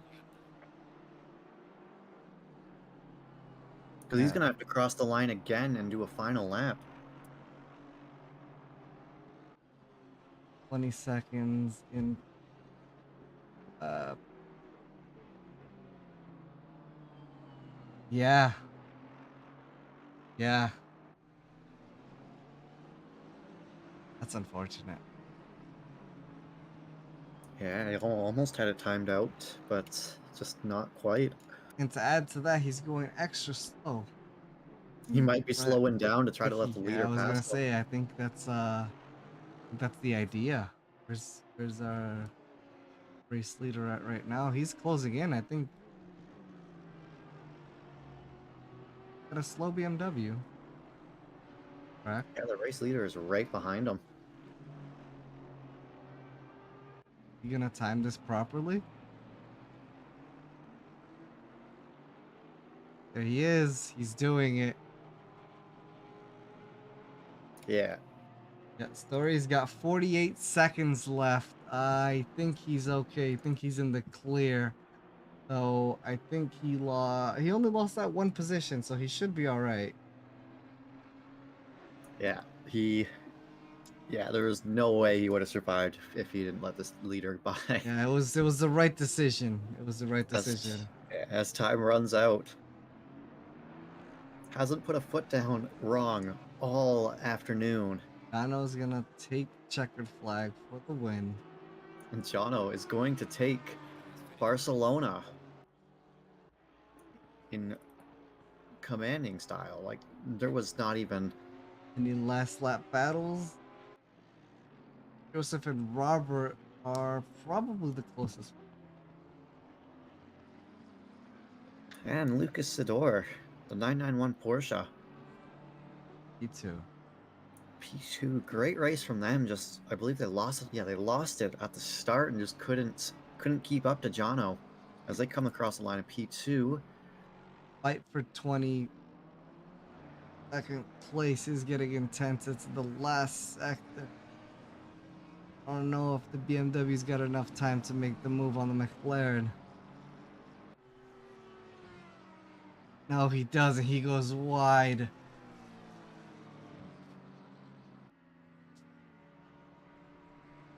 Good, good end to the race. Nice excitement.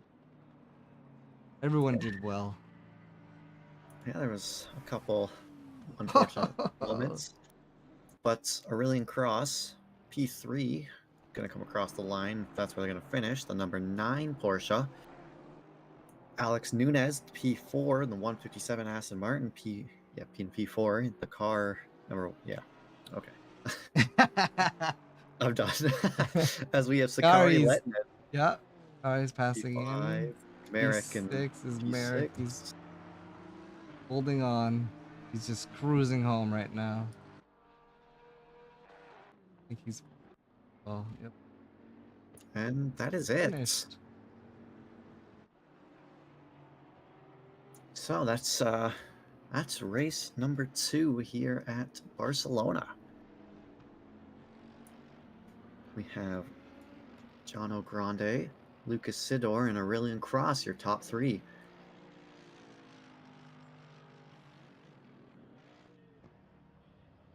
Hmm.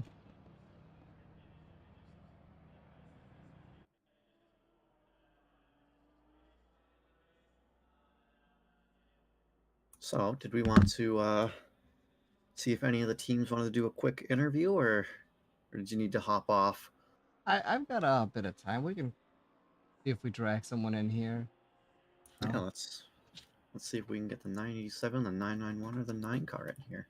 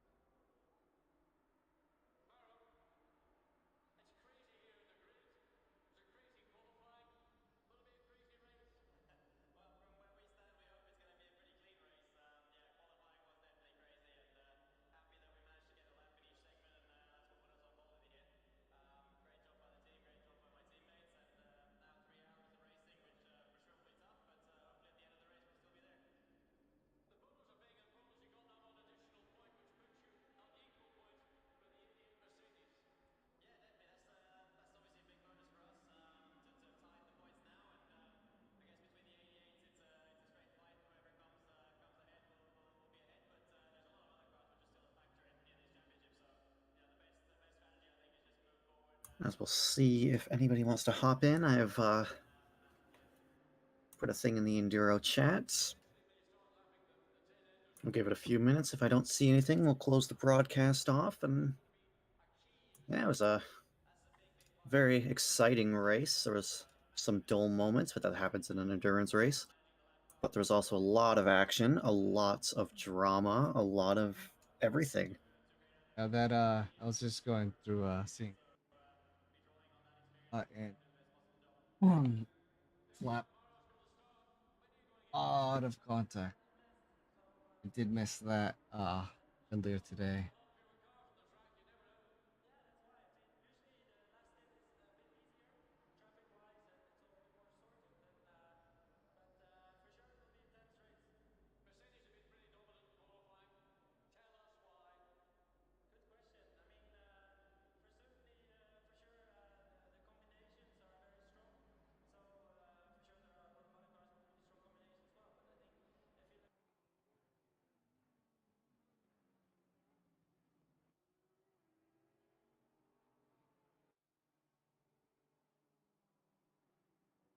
It's not a bug, it's a feature.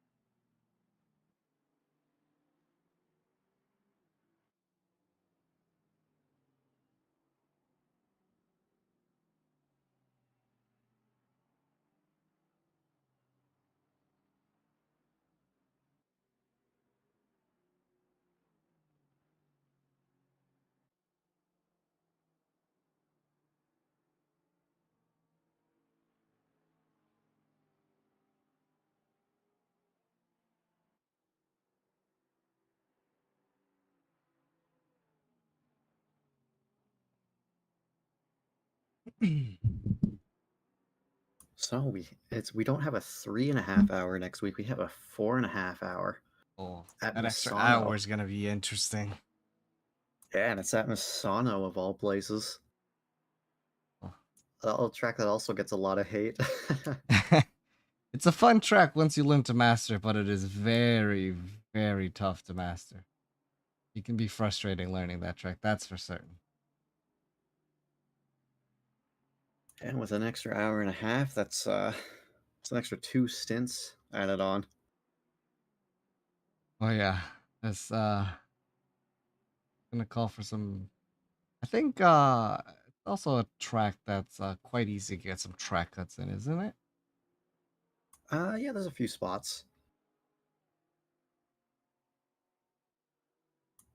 There's a couple spots for track limits, and that extra hour and a half could also take away from be a takeaway with the track limits. Yeah, good. With that extra hour, it could be the difference between staying on 3 or going over. Yeah, and I'm actually surprised with with the amount of drive-throughs we didn't see. That is true. They were very respectful of the white lines this time. Yeah, because usually Barcelona is quite the track limit fest. Yeah, I've uh I've had my run-ins with track limits here. It's always and the worst thing is like other tracks you know when you went off. This one you're like I think I'm safe and you actually weren't. And it does get you. Yeah. It does punish you quite a bit. Yep, ACC's algorithm is different, that's for sure. Sakura Neko. Yes, it was a good race indeed. Yeah, there was a couple of them. And I'm Three pretty for sure the some of last hour, 3 warnings in the last hour. Oh my god, that must have been just torture. Torture seeing those down there and just teasing you, just telling you, careful, stay on top of it. Yeah, I was gonna say I think most of those drive-throughs came from incidents and not track limits. Yeah.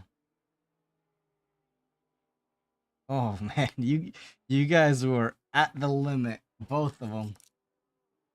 You guys were collecting, seeing who can collect the most and not get in trouble.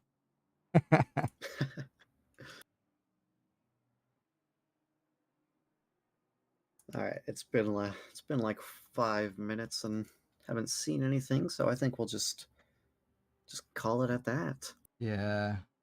Maybe throw a host to our host, Mr. Falkenbachert, in as he's gonna possibly be going for a 24-hour stream. Oh my god, that is insane. I guess driving this isn't done anything to tire him out at all. He wants to continue, huh? He needs more. This wasn't enough. Yeah, so just uh, a quick thank you to Vulcan Bogardin for setting this up as mini Enduro series, and I believe it's our RDC, the Rapid Drivers Club, for hosting the servers that we were using. So yeah, we'll throw a host down to Vulcan, and we will see everybody next week at Misano for 4.5 hours. next week's gonna be good, Indeed. Thanks for tuning in, everybody. man. Pleasure being here with you for the last half hour. That was a lot of fun. Hmm. That it was.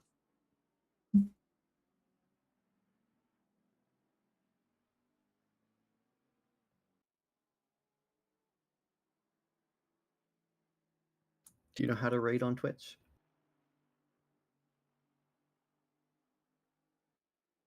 So in the chat, you should just have to type /raid and then Vulcan Bockerton, underscore Bockerton, his Twitch name.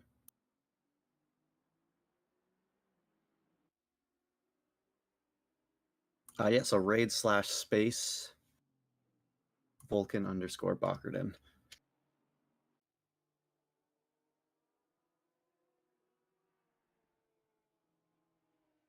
Yeah, what Ghost put in.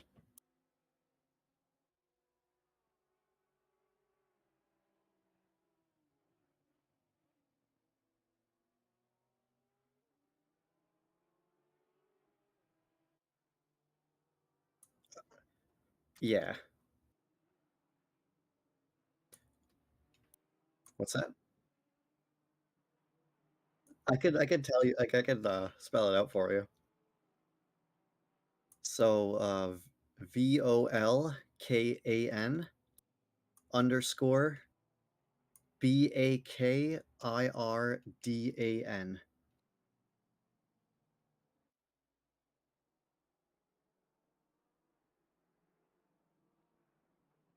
Perfect.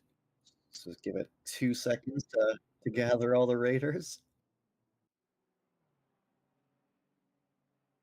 Yeah, so thanks again, everybody, for tuning in. And yeah, we'll see you at Misano next week.